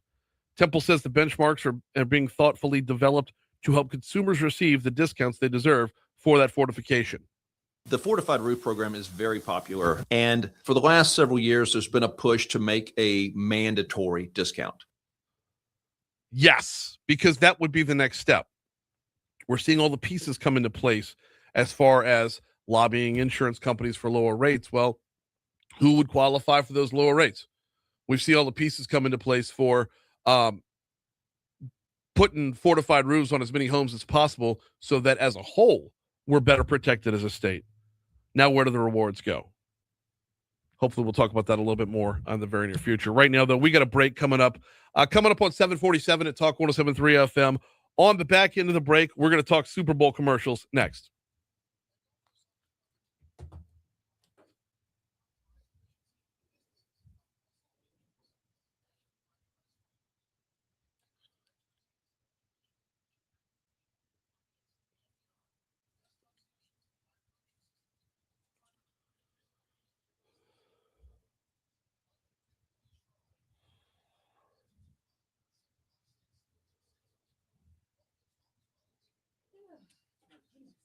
Is that them already? Sweet.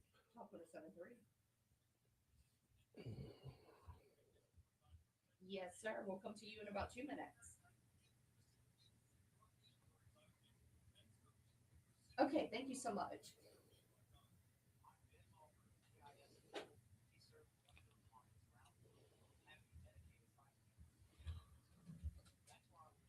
We're skipping your money now. Okay. That's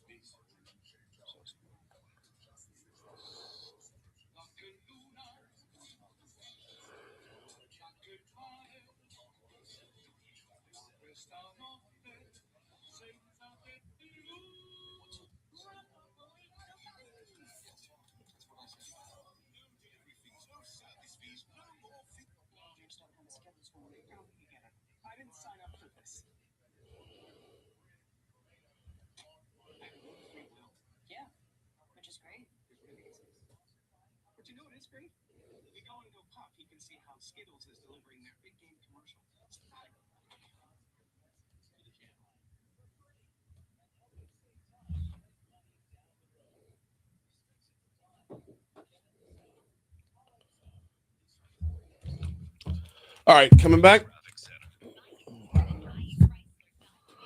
Did they give you an out time? Is it 59? All right.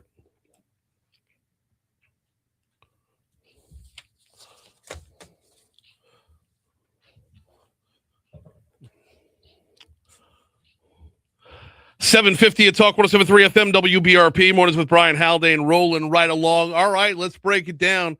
We know the commercials are one of the favorite part of the game every single year. This year, no different. Stevie Archer is the Chief Creative Officer for M&C Saatchi, joins us right now. Stevie, good morning. Welcome to Talk 107.3. How are you? Good. Thanks for having me. Really appreciate it. Not glad to have you on this morning. Glad to be talking about this. A little bit to unpack here. If you could just give me your we'll break down individual spots in just a minute, but like your overall takeaway was what from the Super Bowl commercials? I think this year was I think we were at like a 75% rating on, good, solid Super Bowl advertising. I think there was a lot of return to humor and comedy. Mm-hmm. And I think the big takeaway for me is that there were three big categories of ads. You had the classic Super Bowl brands that were showing up, a lot in the food category, beer category. You had a lot of tech brands, particularly AI. And you had a lot of healthcare and GLP-1 brands showing up in this space. So I think those were the three big types of brands that we were seeing last night. So 75%, that's strong. That's stronger than I would have thought it was. You mentioned the three different major categories right there. Were you at all surprised by the amount of tech and AI that was in there? Because it really seemed to hit very, very frequently. No, I mean, I'm not surprised, if only because right now tech brands have a ton of money pouring in, ton of spending. They're all looking for investors, and they're all scrambling to kind of be the one who wins the AI wars. Mm-hmm. So the fact that they're using the biggest stage in advertising on the planet to show up, I think this was really expected to kind of see that amount of tech. Mm-hmm. And I think it was interesting to me to see which strategies each of the companies sort of took to kind of try to stand out in the AI space.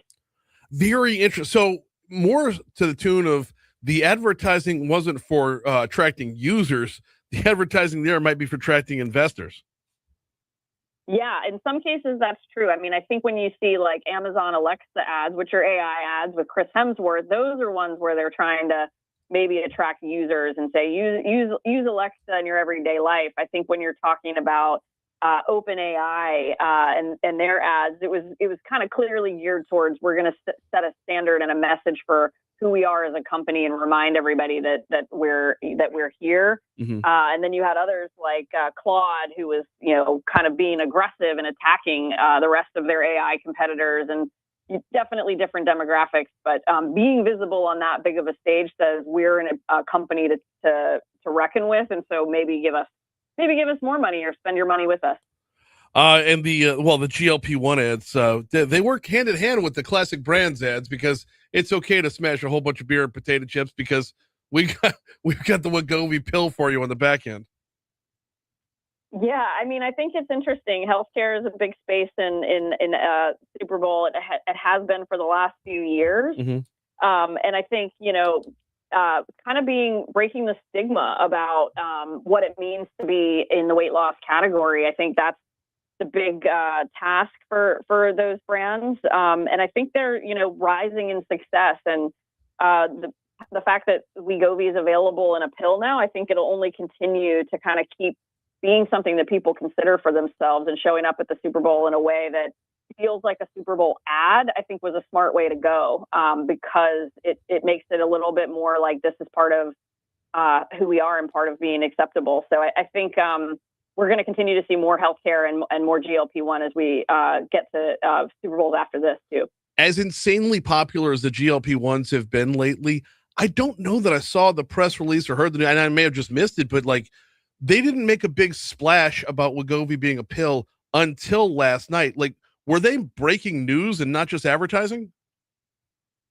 The GLP Wegovy has been launching the GLP-1 pill since they got FDA approval, I believe, in January. But I think we're looking at Super Bowl again. You've got 290 million eyeballs, all of America, that are suddenly there paying attention. So it feels like a big moment to kind of make a big announcement. And I think we'll be continuing to see both that ad and more messaging about it up through Olympics and NBA as well. Because it is such a big announcement to be making. We're talking Super Bowl ads with Stevie Archer. All right, let's get into some of the individual ads. Specifically speaking, forget about category, just the ads themselves. Which ones did you find to be the big hits?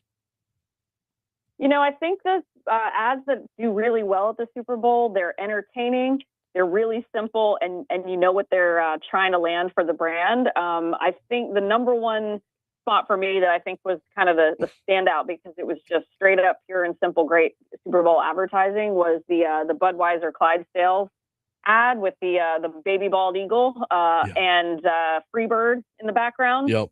I think that one's going to be just a classic hit for everybody. Just a crowd pleaser in every way, and we've been used to seeing the Clydesdales for years now. So I think that's a real standout. I actually think the Hellman's Meal Diamond spot is another one. Made great use of music. I think it's just kind of fun and simple. I think that one would have stood out. And probably for football fans, I think the tight ends ad for prostate cancer screening might have been one that stood out, because they made a really clear, funny joke. They had George Kittle and Gronk, and they sort of really landed an important message. There's a couple of ads that really caught my eye that I'm curious as to whether or not. So the 50 cent DoorDash ad, you've got to know backstory in order to get that. Does that eliminate audience when you've got it's almost like it's an inside joke? Yeah, I mean, I think interestingly they didn't choose to put that one as much on the national stage. It was much more of a social campaign, and it was very internet based and sort of social media based.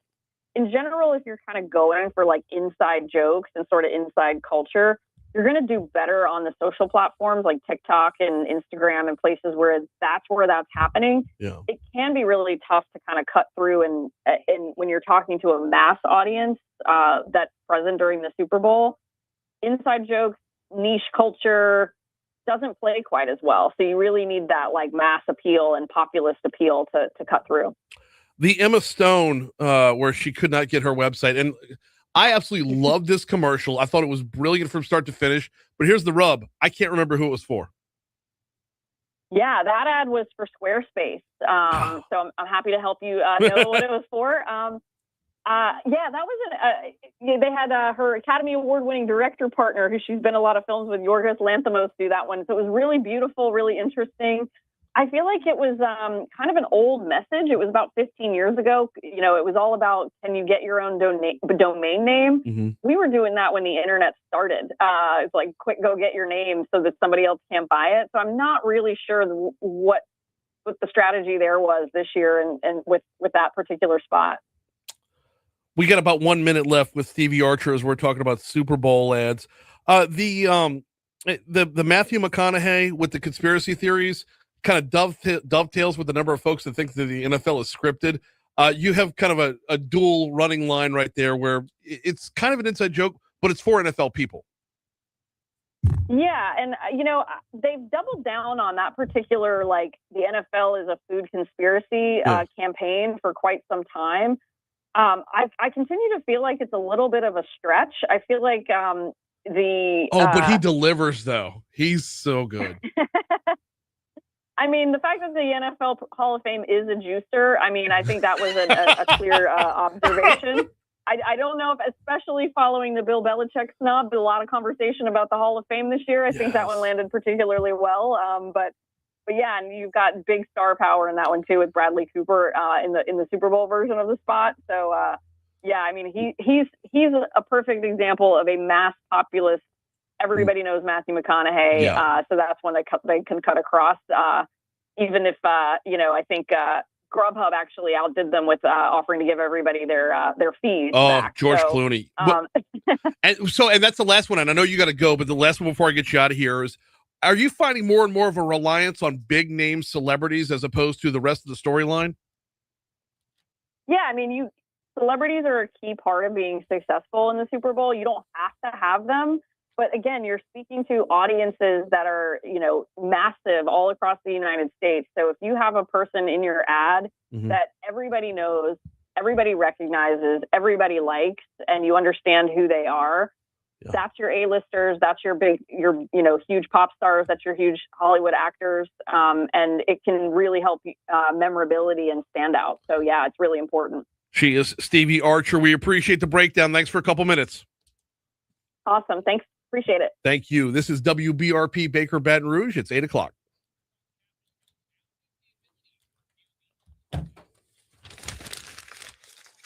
Not bad.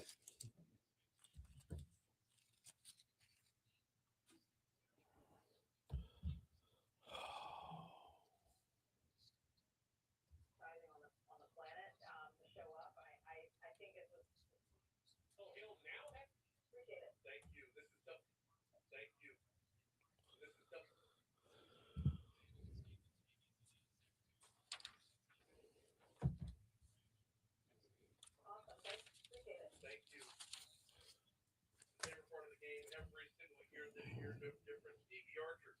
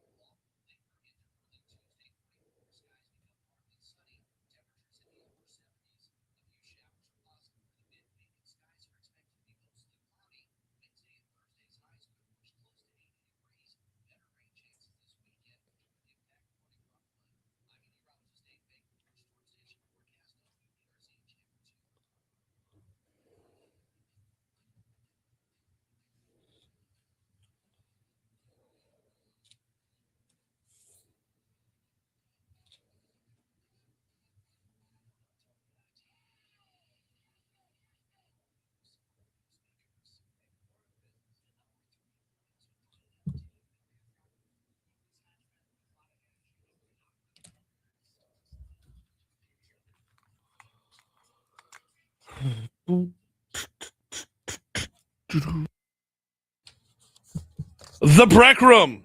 New feature we're adding here on Mondays to keep you up to speed on everything going on with our city parish's recreational department, 8:30 till 9, right here on Talk 107.3 FM.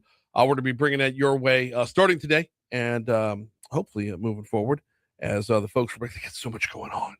So much going on. Before we get to that, though, we're going to have Moon Griffon hopping on in our next segment. Talk about everything under the sun with Moon. We will have Moon coming up right after This Day in History, which is coming up in 60 seconds. I do need to remind you about the folks over at One Bath and Closets. One Bath and Closets. Spell it out online. One Bath and Closets. ONE. bathandclosets.com. Christy and I, my wife and I, we decided last year that the house is getting old. We need to start making some upgrades. And we decided, where were we going to start? We're going to start with the master bathroom. And I got to tell you, I am so upset that we didn't do this sooner. Like, the results that came out, as we called David and his team over at One Bath and Closets, and the way everything came out could not have been any closer to perfection. We called them at 225-400-8005, 225-400-8005. Got hold of David, said, come on out, give our bathroom a look. Tell us what's possible. He gave the look, and he says, well, you tell me what you want, and I'll figure out how to make it happen. And that's exactly what we did. And, I mean, we went, our house was built in 64. And if you look around Baton Rouge, a lot of people are in that boat. Whereas your house built in the 70s or the 80s, today's bathroom features are not what they were back then. Went from one vanity to two. Went from the old school bathtub to a walk-in shower. And and we've maximized the space. The level of efficiency has been phenomenal. Check them out online. onebathandclosets.com. All right, here we go. This Day in History. Back in time.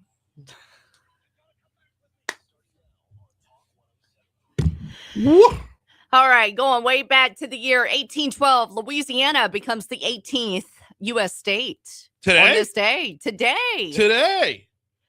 Go ahead, Louisiana. 1825, House of Representatives elects John Quincy Adams as the 6th U.S. president. Really? 1861, Confederate Provisional Congress declares all laws under the U.S. Constitution were consistent and with the Constitution of Confederate States. This was during the U.S. Civil War. Okay. 1943, U.S. President FDR signs an executive order setting a minimum 48-hour work week in a number of critical war industries. Yeah. I remember reading something about that in the history books, and there was a lot of backlash with that, if I remember. I don't know, but it was so, I don't know. Who knows? We still had a concept of teamwork back then, right? So. Now, not so much. Yeah. 1964, the first appearance of the Beatles on the Ed Sullivan Show, live from New York. Yep. The broadcast draws 73.7 million television viewers. Mm-hmm. Holy smokes. In They only had 3 channels back then. Right? So nobody was bumping around Netflix in 1964. I know. Okay. In 1992, Magic Johnson made his famous return for the NBA All-Star Game. Yeah. 2020, the deaths from COVID-19 virus overtake those of SARS back in 2003. Wow. It had about 813 deaths worldwide on this day. 2020 U.S. Senate impeachment trial of former President Donald Trump begins in Washington, D.C. In 2025, the big game. It was Super Bowl 59. Kendrick Lamar performs the halftime show with an appearance by Samuel L. Jackson. Yeah. The Philadelphia Eagles claim their second title in franchise history with a 40-22 win over the Kansas City Chiefs. All right. Let's go to birthdays. All right, birthdays. Michael Jordan is 39, but not the NBA player. I know. He is incredibly known for his roles in a lot of the Marvel films, including Michael B. Jordan. He's doing Michael B. Jordan. Saquon Barkley is 29 today. Tom Hiddleston is 45 today. Saquon Barkley, who played in last year's Super Bowl. Yes. Yeah. Speaking of, who else you got? Mia Farrow is 81 years old today. Charlie Day from Always Sunny, he turns 50 today. Former Major League Baseball player John Kruk was born on this day in 1961. Singer Carole King, born on this day in 1942. And Alice Walker, author of The Color Purple, was born on this day in 1944. Unfortunate deaths on this day. You had Jimmy Van Eaton, known for I'm trying to read this. Okay, known for music with Jerry Lee Lewis, Johnny Cash. He passed away at the age 86 today. Okay. That's really all I have. What about you, Brian? Bill Haley from Bill Haley in the Comments died on this day in 1981, and Princess Margaret died on this day in 2002. Let's see. A national day today. Okay, I'll take it. National Clean Out Your Computer Day. If you would do that, Brian, it would stop doing the wheel of death. No, I did not get a wheel of death. I just had to refresh. I had some updates to do. It is 8:12 at Talk 107.3 FM WBRP. Before we take our break, want to remind you about Landmark Bank, landmarkbankla.com, landmarkbankla.com. So we have a regular member in the Facebook chat who's looking to move to Louisiana. But he's looking at different places around South Louisiana. He's asking me, "Hey Brian, who's the bank that you talk about?" I was like, "It's Landmark Bank." "Where are you thinking of moving?" He says, "New Iberia." I said, "Forget about them. They're not in that community. They are in a number of communities around Baton Rouge, and it's important that you note the community with the bank because they are a community bank. They've been a community bank since 1897, staying true to their mission, making sure that members of the community that they're in are taken care of. Whether you're talking about borrowing, lending, saving, or just keeping that checking account running, they've got you covered. Whether you're talking about on the small business side, making sure your small business is doing its best to thrive. And anybody who went through COVID knows what I'm talking about right there. A community bank matters. Learn more at landmarkbankla.com.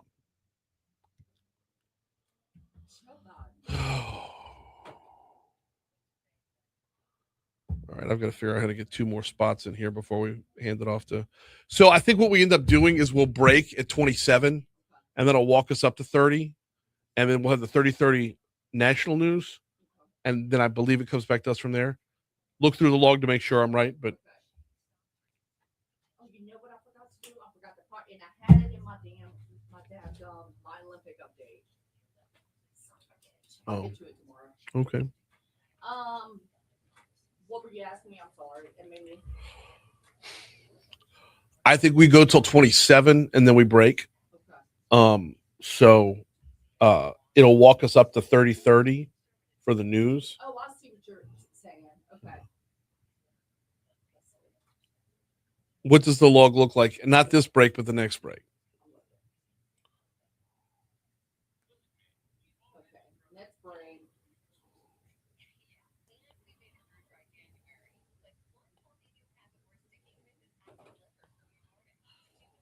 I can't look at the spots because they're not pulling in the log. Well, no, you got to open the log, not the stack, the log.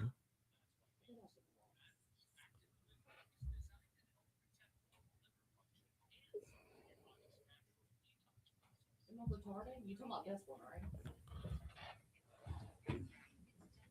God help me. Yeah, that log. Yeah, and look.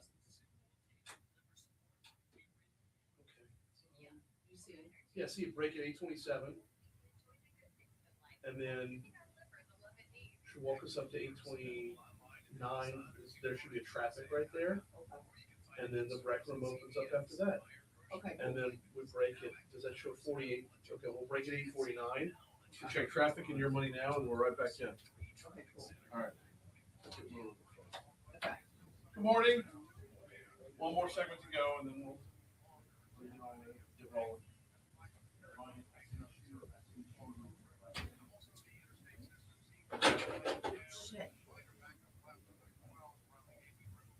I will forward them to Brie Lynn. She will do her best. She's both audio, we don't have a video producer, so we will do our best. And as far as the show notes are concerned, did you send any? Because I didn't see it by this morning.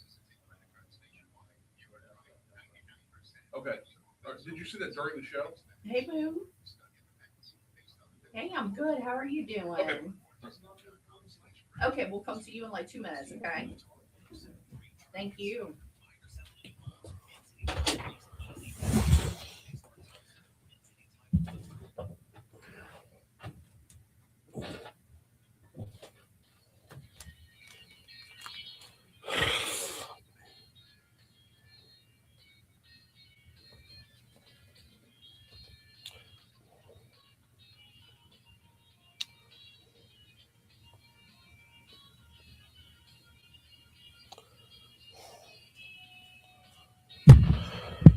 816 Talk 107.3 FM WBRP mornings with Brian Haldane, rolling right along as we do on Mondays. We talk about everything under the sun with Moon. Moon Griffon is on with us. How are you, brother? Man, I'm doing great. I'm going to do my program different today, and I want you to tell me what you think the response will be. Okay. Well, can you give me a tease as to what's different? I'm going to do it all in Spanish today. Would you be okay with that? Hey, look, it's just a question. I'm just asking. If I do it in Spanish, do you think the ratings will skyrocket? That's all I'm asking. I'm guessing probably not. I'm guessing you might tank a little bit, but I'm going to tell you this, though. If you were adding affiliates in Puerto Rico, you would look at doing that. I didn't go that far, but yeah, you could make it work. It's just it may not work for the current group of stations. What? I mean, look, the Moon Griffon show is growing, man. The Moon Griffon show is growing. So, you know what? I'm laughing because when I tell you this, Brian, I know you're gonna go to spice being a food, which you may think already. But so last night when the Super Bowl show came on, my wife and the young lady that was staying with us got up and did the dishes. It was just us. We didn't go anywhere. Mm-hmm. And so I decided to watch something else instead of watching Bad Bunny. Right. And I'm not exaggerating when I tell you this. I turned down the stations and I got to the Cartoon Network. Guess what was on? On the cartoon? Bugs Bunny. So no. I watched 20 minutes of Bugs Bunny and Elmer Fudd and Daffy Duck. Okay. So, yeah, if you're going to counter program Bad Bunny, I would go with Bugs Bunny. That makes total sense. So I went with Bugs, and I laughed, and I thought, oh, my God, back in the early days, that's what you used to watch when you were growing up as a kid. So I went back to old times and watched Bugs and Daffy Duck and Elmer Fudd, and it's hunting season, it's rabbit season. And so I got one that I'm familiar with, and I just kind of laughed, and I thought, man, this is great for the show. I did Bugs. So I'm kind of the opinion, Moon, that like, yeah, if I don't like the halftime show, I'm just walking away. Right. Yeah, Turning Point USA decided they were going to counter program it and decided to send out a text message saying that, you know, if you watch Bad Bunny, you're woke and liberal and you need to turn off that channel, not just turn it off, but go over to watch our counter programming. I want your take on this, Moon, because I know you're a fan of Turning Point the same way I am, but like, do we need to have counter programming for the Super Bowl? Like, this isn't a State of the Union and a Democrat response, right? This isn't. Yeah, but you know, Brian, I have not. This is me. I haven't watched the halftime show in 20 years. It's just I move on. I do cook. I'm whatever I'm doing. So for me, I don't watch it. If it had been Bugs Bunny, I wouldn't watch it. But I just decided to go to look at something else, and I got on Bugs. I really was gonna go do some work on the computer, but when I hit Bugs, I watched it for a few minutes. So I think if you really look at TV as a whole, every time the Super Bowl comes on, somebody tries to figure out to pull some of the audience away. And I don't know how successful that is, but they usually do. And if you go look at programming, they change their programming all over trying to get people to come away from the Super Bowl. You know, if you watched it, that don't make you woke. To me, it doesn't make you woke. But you can have some alternative. I think I saw when they had up to 5,000 people on YouTube streaming, which is a pretty good number. Yeah. But that don't mean you had more watching that than watch the halftime show of the Super Bowl. Some people take the Super Bowl in. It's a party. It's a good time. They watch the game. Halftime, it doesn't matter. They like to watch it all. And I didn't get into all that stuff. I wouldn't go watch it, but I never do watch the halftime show. So it's just not big. I don't, doing something all in Hispanic in America, right? I just don't think sales. Okay? Now, we like our Hispanic friends and people that can speak Spanish. It's okay. But doing the whole Super Bowl halftime show, people that didn't speak Spanish, they kind of. Matter of fact, I read some quotes from people that speak Spanish couldn't understand what this cat said. Now, really? I didn't watch it, but that's what they were saying. Some of the reviews. So what I'm curious about, and like the NFL made the call, and as soon as they announced Bad Bunny, you and I talked about this. I said this is not for us. They're looking to grow a more international audience, and I understand that, and that's cool and all that. But what I want to know is, are you growing an international audience at the expense of your current audience? So I cannot wait till the overnights are in, until the ratings are in, and we can see quarter hour by quarter hour. Once Bad Bunny hit that halftime stage, did they start losing viewers? Yeah, then the next question would be, if you are that persuasion, then did you not watch the Super Bowl and came running in? So you're right. You're going to have to wait to the race. They're going to get that out today or tomorrow, though, correct? They're normally out by about noon the next day at the latest. So, I mean, and those are big market numbers. They aren't, they aren't flyover country numbers, to be sure. So it'll be a little bit skewed. It'll be a good idea. To see what really happens with that. That's going to be interesting. Yeah. We got the other thing was, just real quick on the Super Bowl, our LSU friend and Neville High School, Will Campbell, had a rough night, but they all had a rough night. I think there was 14 pressures he gave up. They really sent him in last night, and he's a rookie, but he's going to be a really good one. I just know in that particular game, he was one of the Tigers that had a rough night. But then again, on the New England Patriots side, most of it was a rough night. It was brutal. Seattle's defensive front. I don't know that I've seen anything so dominant in one aspect of the game. Like that, Seattle's defensive front won the game. I know Kenneth Walker had 135 yards. I know their field goal kicker still hasn't missed. I know Sam Darnold still hasn't thrown an interception. But that defensive front was the winner last night on all aspects. Well, I picked on Campbell, but I'm not really picking on him because he was drafted in the first round. I think they couldn't have got there. He had a pretty good year in the playoffs. They worked on him pretty hard. But last night, the whole offensive line just never held up against the deal. And like this, for me, and a lot of people say, well, it's a boring game, but defense is always going to be boring. Nobody's moving the ball. You're not scoring a lot of points, and that's just the way it is.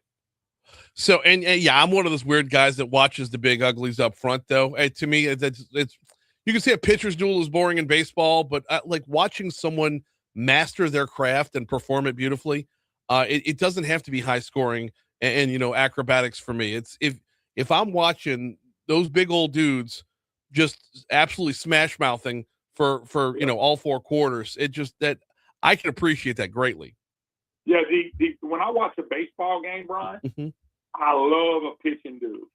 So you got to be joking. I like home runs. I'm totally opposite when it comes to bat. I love a pitching. I love to see a guy sit up there 8-9 innings eat people's lunch. Yeah. I like two of them going at it and get to the ninth and it's 1-0. It's just that's good baseball to me. Yeah, I mean, because the tension builds and the drama builds, and it's who's going to crack first, who's going to blink first. And it just that so much rides on that like we lack appreciation for under the radar drama. Yeah, and by the way, that's pretty much what it was last night. You could say it was boring, it wasn't a good game, and they wasn't scoring, and it was 9-0 and 12-0. I get it, but if you watch the game and you're purist and you like good football, it still was two heavyweights trying to beat each other, and one of them figured out, one of them didn't. Yep. We're talking with Moon Griffon. We got about 4 minutes left with Moon. Hey, want to pivot over, talk a little bit of politics. Did you follow any of the elections on Saturday? The only one that I really saw, to be real blunt with, was when Brad Daigle got beat pretty good. Yeah. In Hillsborough Parish and Assumption. And by the way, I had him on the program Friday, and he said that it's an uphill battle, and I knew it would be. That district is always with Democrats.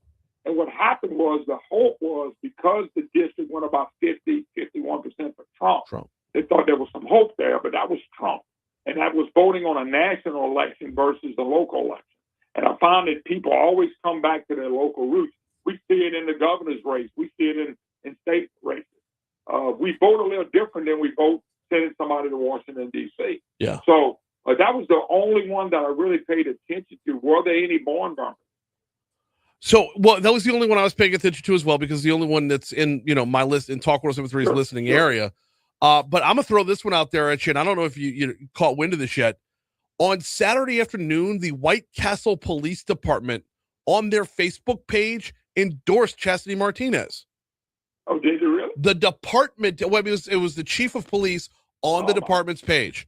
And there's all kind, like, I don't know the letter of the law, Moon, but it just smells like there's all kinds of no-nos going on with that. No, it's just what I know about the law. You can't do that. No. Governments don't supposed to get involved. People that work for government don't supposed to have signs in the yard. I mean, we go on and on about it. There's rules for doing that. Mm-hmm. You know, Brian, one of the takes that's being put out there that's kind of comical to me. This was about one of the 8 races where Democrats have won inside of a state that Trump won. And the national news picked up this story. And this is the one I just kind of fell out laughing at. And how Trump lost this, and he hadn't won one in the state. That district has always been a Democrat district. Yeah. Even if Trump won the district, it doesn't mean anything because that's a presidential election. Yep. But the media runs out there because it creates the narrative that, oh, Trump's getting beat everywhere. Yeah. But taking that race and putting that on national news, really? And when the guy, and you probably know Brad as well, you interviewed him and you may interview both. Brad was on the program Friday and said, look, man, we know this is a big time uphill battle. He said that Friday. But yet the media just takes the narrative. Hey, look at this. I get a national rundown from both ABC and CBS every morning, and that state rep race was in CBS's rundown. I found that amazing. We all kind of knew how it was expected to play out. Yes, I did have Brad on the show. Yes, I did leave State Rep-elect Martinez a couple of voicemails to try and get her on as well. But that was the fact that is quote unquote national news baffles me. Hey, we got to scooch real quick. Tell me who's on the show today. We may have Liz Murrow on to talk. You know, she's fighting these states about bringing these abortion doctors to be tried with sending abortion pills here. So she's one of the ones, and I got a national one, but I can't. I'm gonna let you know early when I get on the show. Okay. Well, we're looking forward to it coming up at 9 o'clock, 9 to noon, right here on Talk 107.3 FM. Moon Griffon, now fully in Spanish. Yeah. Hey, they can't understand me with the English I got. Hey, we'll see you over at Lobby on Wednesday, Moon. I'll be there. Thank you, brother. Later on. All right, we're going to take a quick break. When we come back, we're introducing the BREC Room.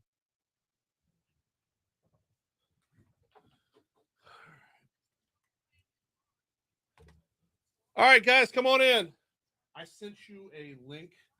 Okay, so they're going to want some stuff up on the screen. Yeah. They're going to want some stuff up on the screen. Oh, Lord. Okay. Yeah.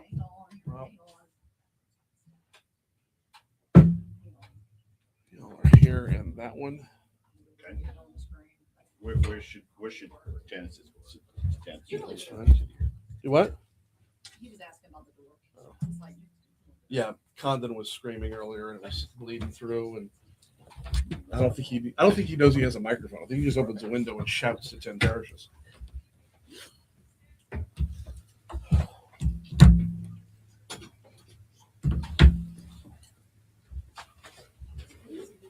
Years ago, I did my first radio show here. Really? Good morning. Good morning. The let's see, 13 years ago would have been 2012. No, 2013. Awesome.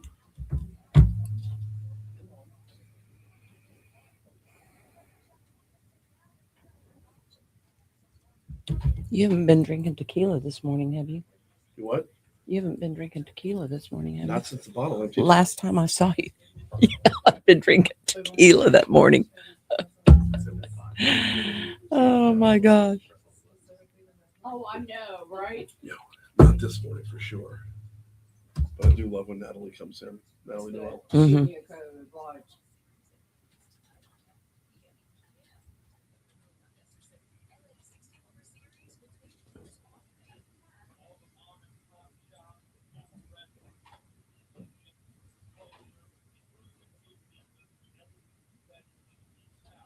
Microsoft treats it like this on. I mean, I know, it makes you log in. I appreciate it, but it is And just we've had a couple of security breaches on our end in the past. So see, that's when you feel. That's when you wish it was Fortnite. right. Well, no, yeah, but then at the same time, though, it's like All right, let's do it. that is definitely not right. I know, hang on. We got that. I gotta calm my mouse. Let's do this. We're just gonna put it up as a Word document. Because I'm logged in on this computer already. It won't let me log in on this one. So I'm not able to add a new slide on the PowerPoint. Okay. Do we have a PowerPoint? Yeah. Okay. I was going to say. Okay, got it.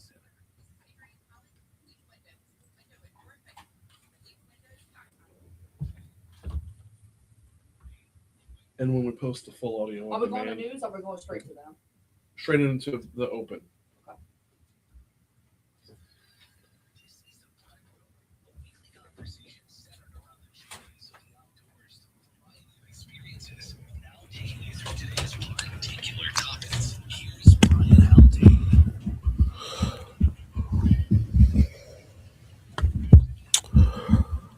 Time to welcome in a new segment to the show, a new show within a show, if you will. It's time for the BREC Room. We've got Janet Simmons and Maurice Velasquez in with us. Welcome aboard. How's it going? Good morning. Hey, Brian. Good morning. Glad to have you all in this morning. I really, when first caught wind of us putting this together, I've got to take a little bit of seconds. BREC does so many. Y'all have heard me talk about before. Got to be all things to all people, right? When it comes to recreation in a parish this size, got to be all things to all people. So it's a lot of ground to cover. I think this is a good thing. We're launching this right here. So, I tell you what, let's get this started with, for those that don't know y'all, we'll just do some general introductions real quick. Go ahead, Janet.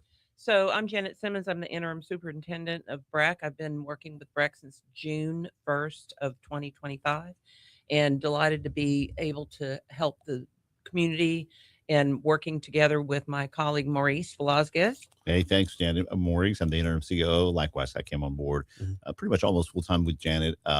June 2025. We've worked with BREC before, but this time around, pretty much all time. And so it's been about 7 months. Yeah. So we've got an interim CEO and an interim COO, but Right. I think our first topic of discussion needs to be talk about everybody else. Right. We're looking at about a little bit of restructuring going on when it comes to staff. Right. Walk me down the path. Well, so one thing I want to say before we even get there is this. Did you know that BREC is the second largest park system in the nation? I did not know that. Yes. Second to Minneapolis. Really? Yes, sir. So it's amazing that we have so many parks available for our community, and the massive amount of things that we do is just incredible. So having a restructure is really a specific thing within that park system because we are so big. Yeah. So I think you have to know that and get that into content. What does a restructure look like? So you want to talk about it, Maurice? Yeah. So what it is make sure the old adage, making sure the right people are on the right seats and make sure the right focus, make sure that all the top projects are properly aligned, make sure the different departments are, and then making sure that we're using the resources that we should, and also looking to see what we should outsource, what we should have better partnerships with others in the local area, instead of trying to make BREC the one who does everything. Right. Well, and then when you talk about like an entity that size, there's always going to be, over the course of time, there's always going to be things that get built in, but not necessarily with the whole correct as its vision. So a little bit of a self-audit, if you will, is what we're talking about here. Now, that's not just about restructuring staff here. We're talking processes as well. Right. Everything that we're doing, we're restructuring, making sure that we are using that lean concept and making sure that we are utilizing our resources very, very well and to its fullest extent. Part of what I think another thing that the public needs to know is that we are not just a park system. We are the largest landowner in East Baton Rouge Parish. We have over 6,000 acres of land that we own. We have 175 parks that we currently own. We're getting ready to offload some of those, and we'll talk about that in, I think, our third segment, in talking about that. But we are a landowner. We are a landlord. We have historic property. We have animals. We have horses. We have the zoo. We have so many different kinds of parks. And then we have all the different kinds of athletics and the different sports that we offer programs with and camps. And I mean, it's just an enormous organization. So with all that in mind, and with the plan working that's been going on behind the scenes and towards the end of 2025, let's talk about what is the new year, new vision. The new year is to be streamlined. Is to be streamlined so that we can provide better service, better support, better experience for the public. One of the key parts of the restructuring is also the redesignation of parks. For example, making sure that our most trafficked parks get the most attention. They're the ones who have the best quality, the best service, and make sure that the experience for everyone coming to it is what it should be. We call it internally the Taj Mahal, the Ritz-Carlton. You know, as it should be. It should be expected of us. Yeah, and with the number of great properties that y'all have, like I'm a regular over at Independence Park. Right. And my kids run cross country in the fall, so I'm there like all fall long. Right. But you see it at like probably City Park, Brooks Park. Yeah, it's probably one of the bigger ones. In fact, y'all have got some work going on there too, right? We do. Yep. And we're in the process of doing master plan for City Brooks Park. We had our first meeting. I think it was in December, getting that kicked off. And then we had last week, we had another meeting with all our steering committee and then stakeholders. And we'll be doing that throughout the spring, just to make sure that we are aligning with what the community wants. It's going to be one of our biggest initiatives. We had 4 or 5 community stakeholder meetings. We had a large number of people from the audience, key folks around the area to give us feedback. Now we're moving into our community feedback. Okay. And we really need everybody in the community to give us their feedback as to what they want to see happen at City Brooks Park. And so we really would like to ask everybody to go online, to go to BREC.org. And easily you can just type in City Brooks Master Plan, and it brings you to a dedicated page. The QR code is listed here in the front, but you'll find in that page a link to a survey, and that's really what we need everybody to go. It takes about 10 minutes to go fill out. Okay. What do they like about the park? What do they don't like about the park? Amenities they want to see. What they want to see a new park to be with. What they want to add. It really is important for everybody, and tell everybody else in the whole parish to tell us what they want. All right, so we've got the QR code up on the big screen on here. So if you're watching us on Facebook Live or YouTube Live, if you can zero in on the QR code, great. If not, don't worry about it. We post the audio on demand. We'll make sure that QR code is there as well. Or if you're going to BREC.org, they're not going to hide the link there. So you'll be able to easily find it throughout one of those different outlets. And Janet Maurice, I can tell you, when it comes to something like this, community feedback is unbelievably important, because you don't want 1 or 2 voices just to be really, really loud. You want numerous voices to give opinions and input, simply because you want, I mean, this is an overall poll. We want to, as you know, I say we because I'm part of the parish, right? We want to serve those who, you know, not just a few, as many as possible. Yeah, that's right. I know we'll cover this in the segment afterwards, but we've really put a lot of attention into making sure that we publish more and more of what we're doing. That's been a little bit of a difficult things in the years past. What's that BREC doing? Where do we find it? And so we're utilizing our website for people to find exactly what we're doing. What are the initiatives that are coming up? What's the obsolete land? What properties are we getting rid of? What's happening in my area? What's happening at Airline? What's happening at Floniker? You know, and just so as we'll look at just all the different links we're about to show, it's an opportunity for everybody to easily find what's happening in their community, but it's also what's coming up that they can be part of, because we really, like you said, we need to hear from everybody all around. All right, before we kind of take a whip around the whole parish, which we're going to do in just a second, we'll pivot there in just a second. I did want to touch on flagship park designations. What does that mean, and what's it going to look like? So we're looking at the parks that have the highest traffic, and so that we can make sure that we're doing the best programming there. For example, we have Lovett Road Park, which is in Central.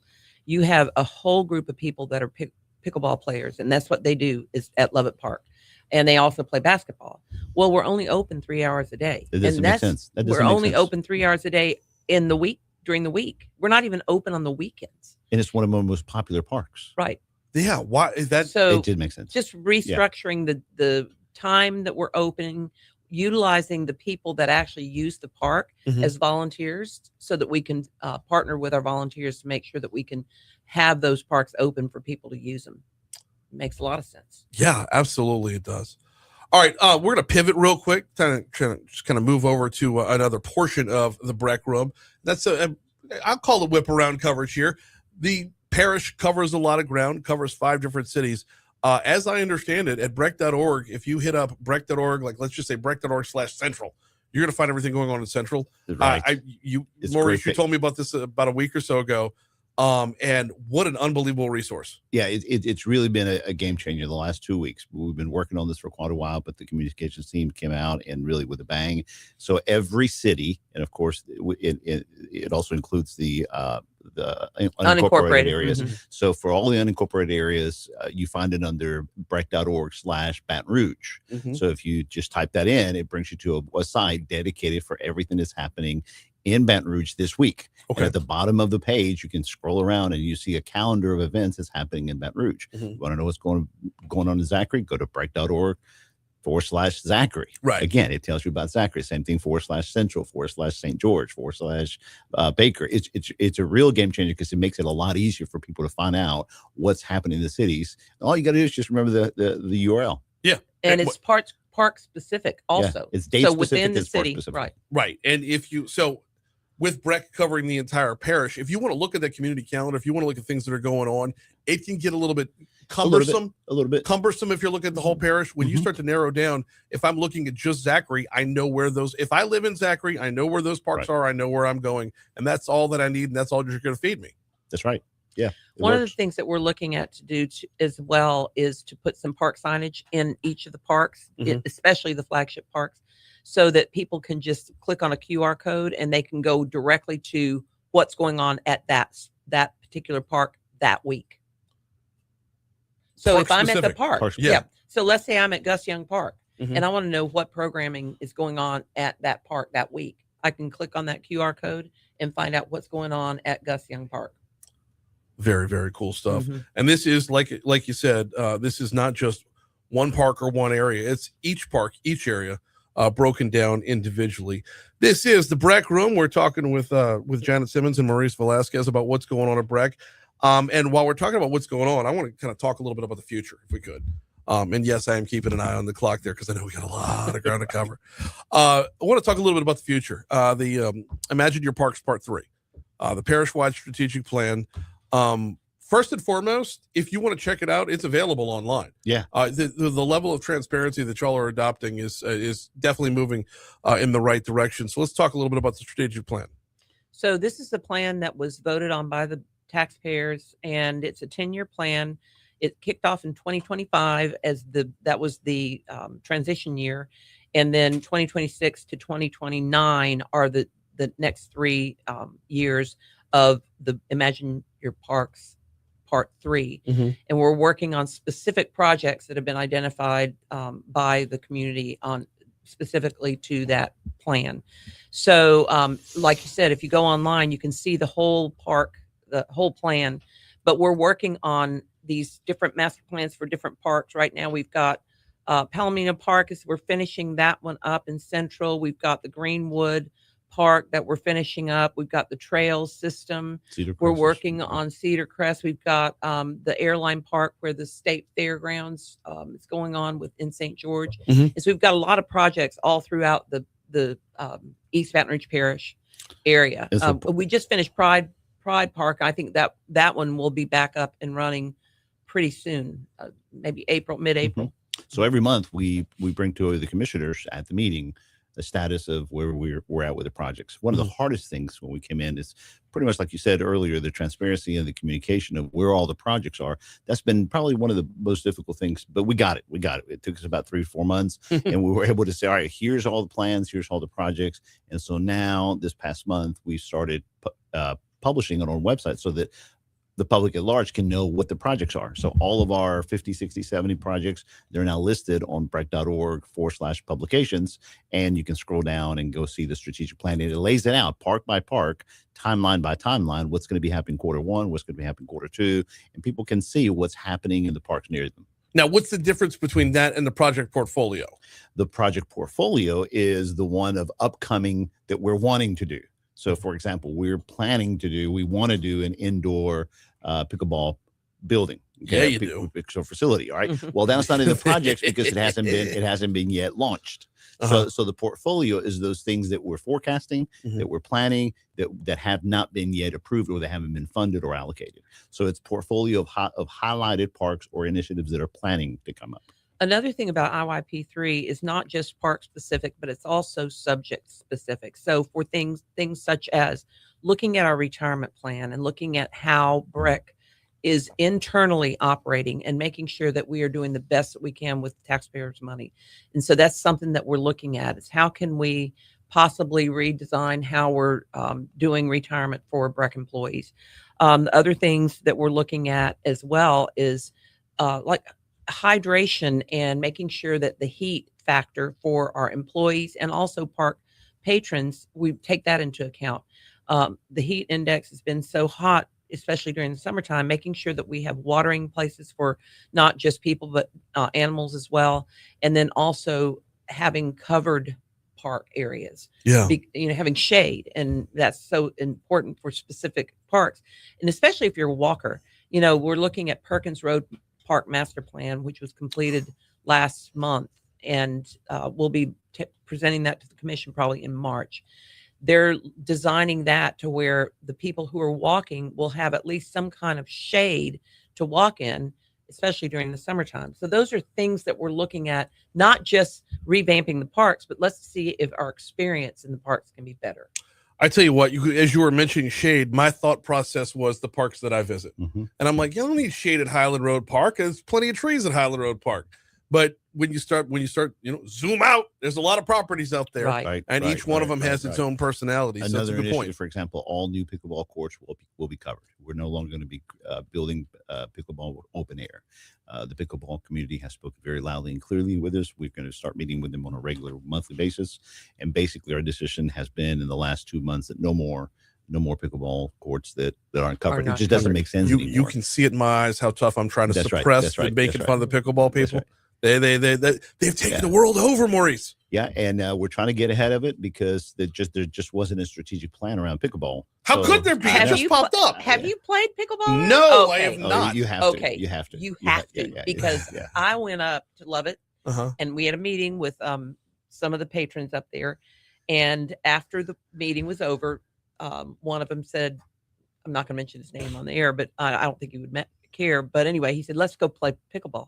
And so I'm a tennis player, but I said, sure, I'd love to try.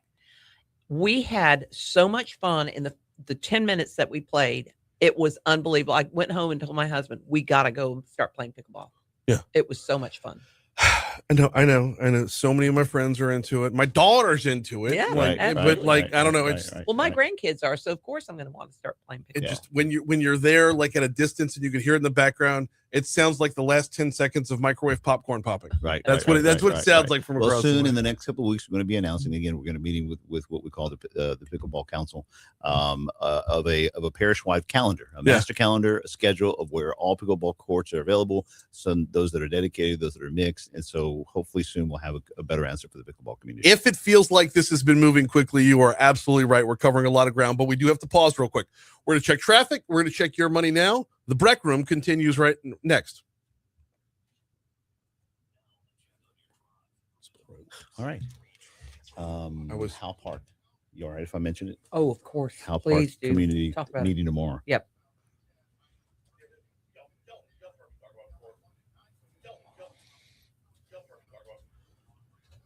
My cousin Bradley travels to play pickleball competitively. Yeah. Did he go to Iowa? Do what? Did he go to Iowa? That was where the national convention was, or national pickleball. I don't think they made it that far. Okay, but they said that it was horrible.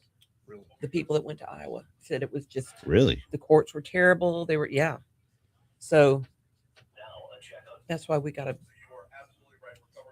But like, you want to change my mind on pickleball real fast? Make it a destination thing. Yeah. If we had the facilities to host that kind of thing, hotel rooms. Right. Exactly. Yeah. Well, that's what we're working on. We are really working now. There you go. Slowly right.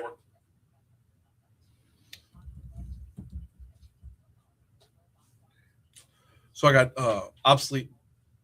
Let's talk about Hal Park. Let him talk about Hal Park if you don't mind. We've got a meeting tomorrow. Okay. A good lean in is what other community meetings are coming up. That'd be a good one.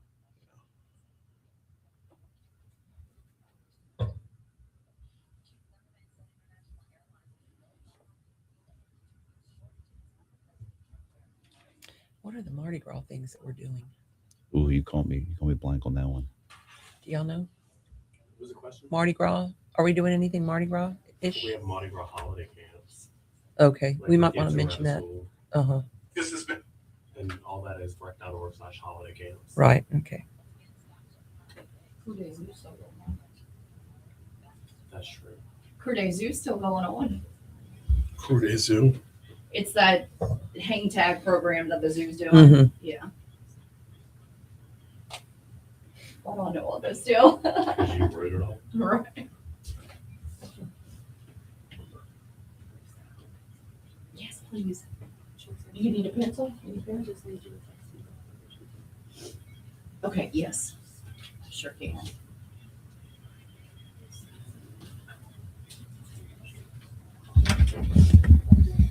Thank you.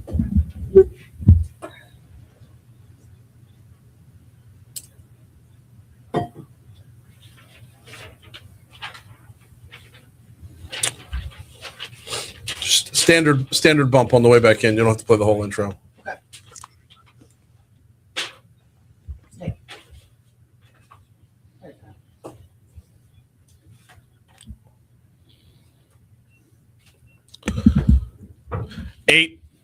8:52 Talk 107.3 FM WBRP mornings with Brian Haldane rolling right along. Actually, the BREC room rolling right along. New feature we're offering up here. A lot of ground to cover with BREC. That was a pun. That was very much an intended pun. A lot of ground to cover with BREC. Some of it obsolete. We're going to get to that in just a minute. But first, a big part of the reason for doing this show is about transparency and feedback.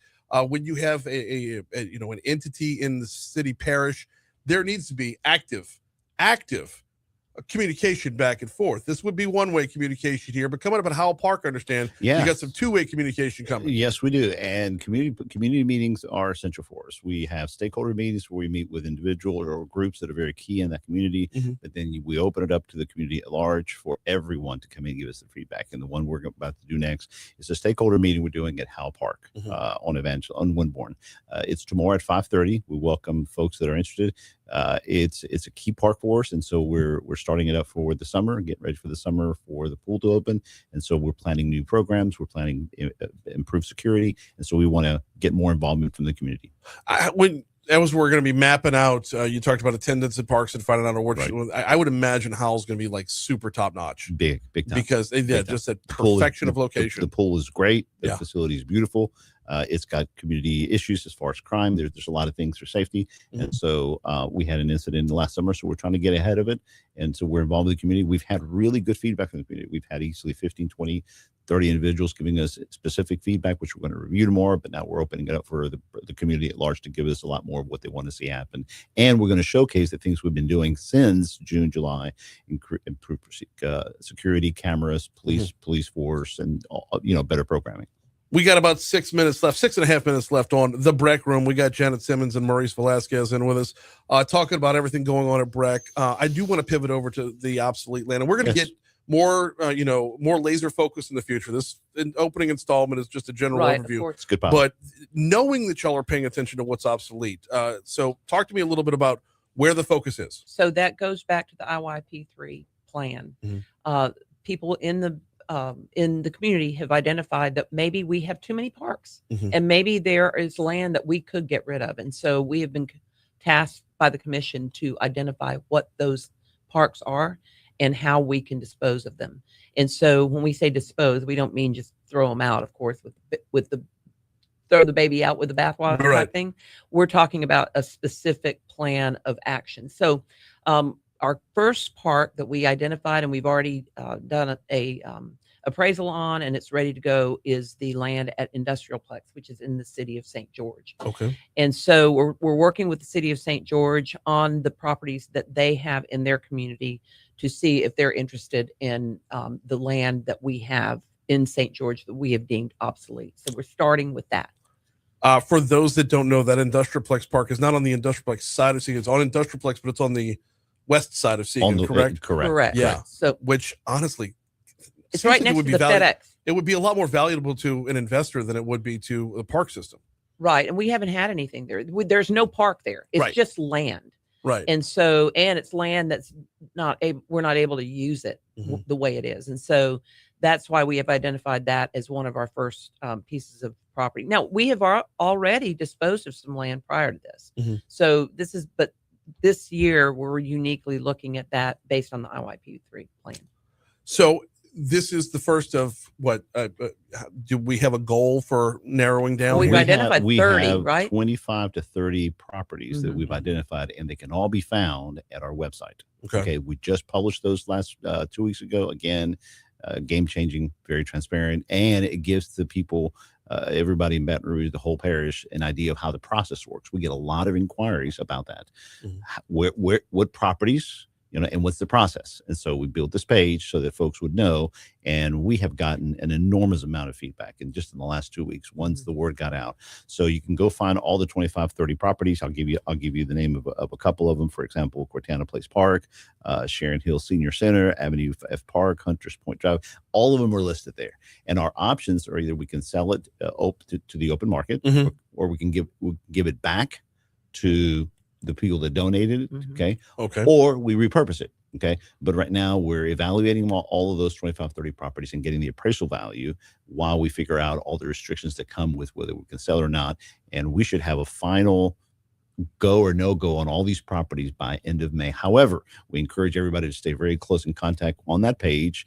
Get in contact with us. We'll put you with the person who spearheads this project internally. And as each property becomes available, we're going to notify the public at large, but we're also going to notify those individuals that have inquired about it so that they all come into the 15, 30-day window of when they can bid for it.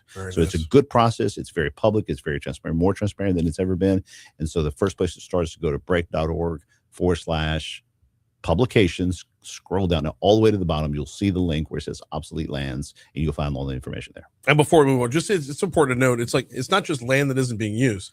Resources have to be utilized to make sure these are kept up with. Correct. And any land is, a liability that you just own the property. Correct. So, again, like I said, we have well over 175 properties. It's closer to 100. Okay. So it's important for us to reduce that, become leaner, focus on the ones that we should, and go ahead and release the other ones that we should probably not make sense with. And take care of the parks that we want to focus on really, really well and have excellent programming there, being able to staff it up, being able to have programs and sporting activities and whatnot available for the public. We've got about a minute and a half to go before we have to hand off and close it out for our first installment of the BREC Room.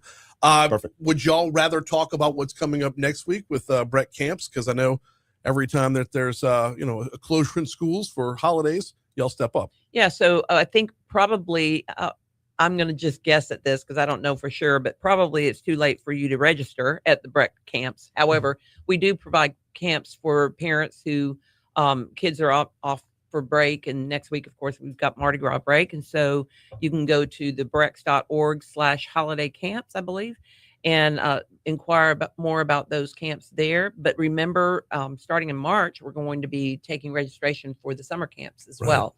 So, and I know the summer camps are great. My grandkids go to the summer camps, and they really, really enjoy them. We did want to just mention real quick the volunteer hours. So if you did not know this, if you volunteer for 30 hours or more at BREC, you can take a $500 tax credit off of your Louisiana taxes. Really? $500 tax credit on your Louisiana tax. Okay. Volunteer in what aspect? In what, so all types. You can volunteer on all kinds of things. You can volunteer at go at the snow, go. Yeah. No, we have all kinds an of incredible events. volunteer coordinator. They'll plug you in where you might be interested. But just Bar Park, the zoo. You can volunteer at the zoo. You can, you can volunteer in all kinds of ways. This is where we're gonna have to pick it up with our next installment of the BREC Room. She's Janet Simmons. He's Maurice Velasquez. I'm Brian Haldane. We'll see you all next Monday for the BREC Room. Snow on the all right. go on the Facebook, we got to bounce. We'll see y'all later. Brian, thank you.